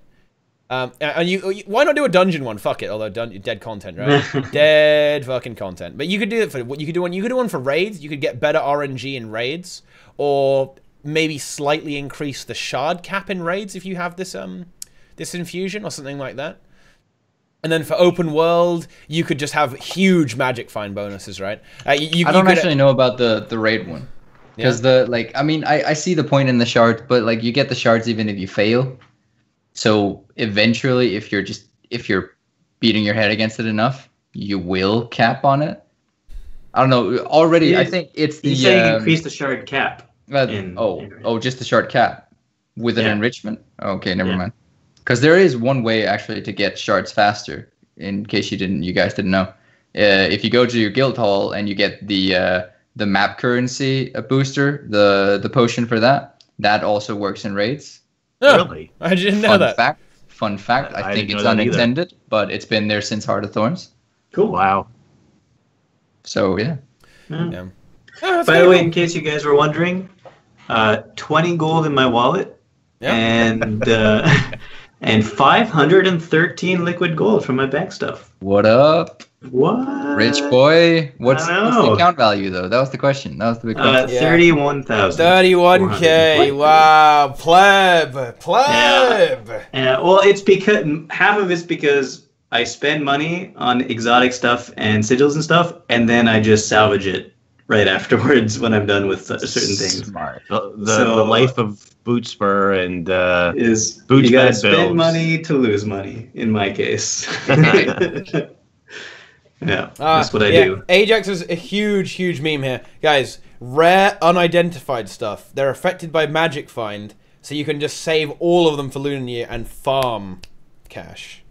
Yeah. Wait. Get rare unidentified. Yeah, you know the rare unidentified items. Oh, It's affected save by it Magic for the Find. for when Sorry, I completely blanked out there. Yeah, I got you.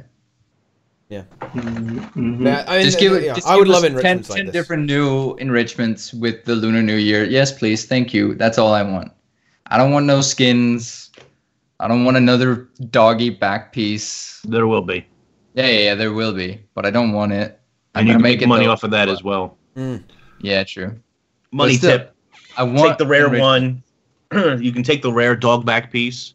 You can use, I forget what the exact recipe was for the last 2 years, but it's like a stack or two of the blue level magic, essence of magic. You can upgrade it to the exotic and sell it for a profit.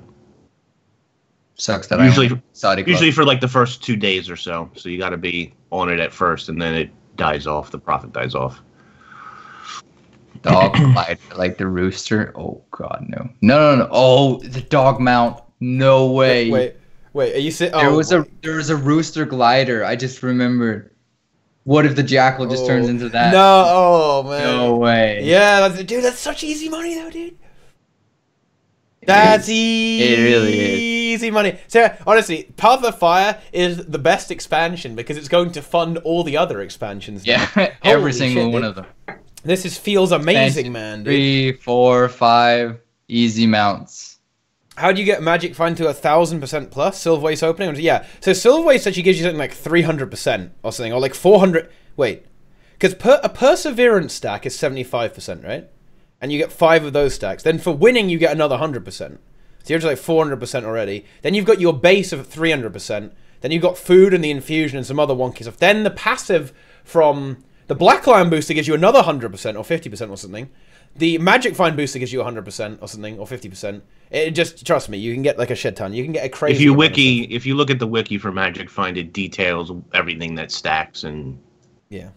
Have you also been building up luck to consume once the if the cap does go up? Yeah. Well, of course, because there's nothing else to do with it. Yeah. True enough. Yeah, it just sits on my alt account. It just sits on my mules, my slave, my banks. Oh yeah, you. Yeah. How high do you think you get? Both refines it and just stores it. How high do you think you get in one shot if it does go up? It depends on how they go about it. If it's still 30,000, which I don't believe it should be, I think I calculated it to be somewhere. It was like 30 or 40%. Nothing more, nothing less. Something like that. Maybe it was. Let me actually wait.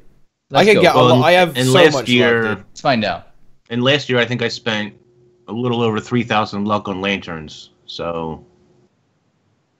Sucks to be you. Mm-hmm. Well, I mean, it's been a whole other year, so now I could probably buy another 3,000 or 4,000 lanterns if I wanted to. Feels good. I could buy 513. Wow. Yeah. Okay. Well, I think. Do you know any final words on the enrichments? I think that's kind of about it. I think enrichments are a great thing. Adam, increase Magic Find cap and give us those enrichments. Oh yeah, I didn't mention the PvP one, but the PvP one is easy. Just have it increase reward track or something, and give you Magic Find because Magic Find actually is kind of relevant. But anyway, go ahead, guys. Anything else to say on that? Nope. No, It's a I'm good idea. just calculating my potential luck. Oh, yeah, before they just give you a luck gobbler and. I mean, Hey. the thing is, like, I'd be fine with anything at this point, Yeah, but me too. the luck cap would be the yeah. best The luck part. cap That's what I want, man. is- That's what I want. You can buy the lanterns at any time. That's a good point, Lido Candy. Luck cap would be my preferred thing, but even if they added a luck gobbler, I'd still be happy. Just anything to consume the luck at this point. Yeah. Wait, there we go. Okay. Divided by 30,000. All right. In that 60. case, I could get 60%. Wait, how much? Wait, okay. Wait, hang on. Let me think. I have 4. Okay, I've got 40 stacks of 200 luck. Okay, so let me think. So that means I've got 2 million luck or something. So how much? What could I get? I could get 66% extra if it kept going as it is. So, and I think the Black Lion booster is 50% boost, and it's gone. So I say they raise the cap by 50%. It's not gone for me. Which means that you guys will be sitting pretty. You'll get your full luck right away, and then you'll be able to open at the end of it. That's what I wanted. That's what I want to see. Sounds good. Anything that I can use it on, even if it's instantaneous and it's just 50%. Yeah, I'll take it. I won't complain. Even if I want more, I won't complain. Yeah. Okay. Yeah. Well, I think that's going to about do it for us, guys. Thanks for watching. It's time to break out the shilling. As Deroir said earlier in the stream, be sure to use my referral link, guys. Be sure to use my referral link to buy alt accounts for the Lunar New Year, guys. Get ready for it. Okay? Buy some of those alts. Use that referral link. It's down below, boys. That's where it is. Go get that shit. All right? Get those alt accounts. All right, boys? But in all seriousness, guys, use everyone's referral link. Buy one from each of us. Okay? Let's keep it fair. But anyway. Because you need 18, so you might as well. Yeah, you might as well buy 4. 4 from each of us. Yeah. Nice. So, glamorous guest. It is Deroir Gaming, hailing from Daneland. I love the gaming at the end there. Yes. What are you up to these days, man? It is me. What am I up to? I'm getting into streaming here and there, sporadically streaming. Making some dank ass videos. They're not actually dank. They're just I like making videos on YouTube. But mostly I'm just playing Guild Wars and having fun with it. Yeah. And selling people titles for extortion. And selling people titles for extortionist amount of money. Yeah. All right. Then we're gonna go clockwise because honestly, tea time is much like a clock. It's always late. Let's go. World of Enders Bootspur. Actually hacking in World vs. World. Report him now. Tell us about what you're up to. That's right. The usual. Probably going to do a little thing on the balance patch when it comes out and be very happy when it comes out because I have 3 elite specs left to do for my bad builds. And it's tough. These are solid elite specs that are not easy to exploit too much on, and they're just really good, and anything I try has already been done on them. So I'm going to be very happy when the balance patch hits and gives me some new ideas. There you go. That's what I do. YouTube. All right, so go check that out, and then story time with Inks. But this time the story time is just edit that part out. Okay, let's go. MMO Twitch, Inks. Twitter. What's going on? Twitter and YouTube at MMO Inks. I've actually been sick since all of January, pretty much, unfortunately. So as soon as I'm feeling better, we'll be back to doing Twitch again because I like doing that a lot. It's been a lot of fun. And YouTube keeps rolling out. I think we did 2 videos this past week. So when there's more content to talk about, there will be a lot more videos. So can't wait for that. All right, so get ready for that from MMO Inks, guys. And finally, it's me. If you enjoyed the stream, if you enjoyed this tea time, okay, it's not as long as the last one. Sorry about that, but we don't have that energy level. Can't break records every time. We can't always break the record, otherwise we'd eventually end up doing permanent tea time, and that would be just excessive. So yeah, follow the stream, guys. Hit the sub button if you really like it, and get those dank emotes, boys. Get those dank emotes, all right? If you sub, it also removes the eye cancer from the stream as well. Only non-subs actually see the Doom's chair and bee rape that people were seeing there. So yeah, watch out for that. You know, hit that sub button, boys. Follow me on Twitter as well. Don't let Inks win. Okay. Ending his whole career. TeaTime is killing me on Twitter. Yeah. Don't let him fool you. Don't let him fool you. We gotta get those Twitter followers, boys. Gotta get those tweets. Right. Anyway, be sure to follow all these guys.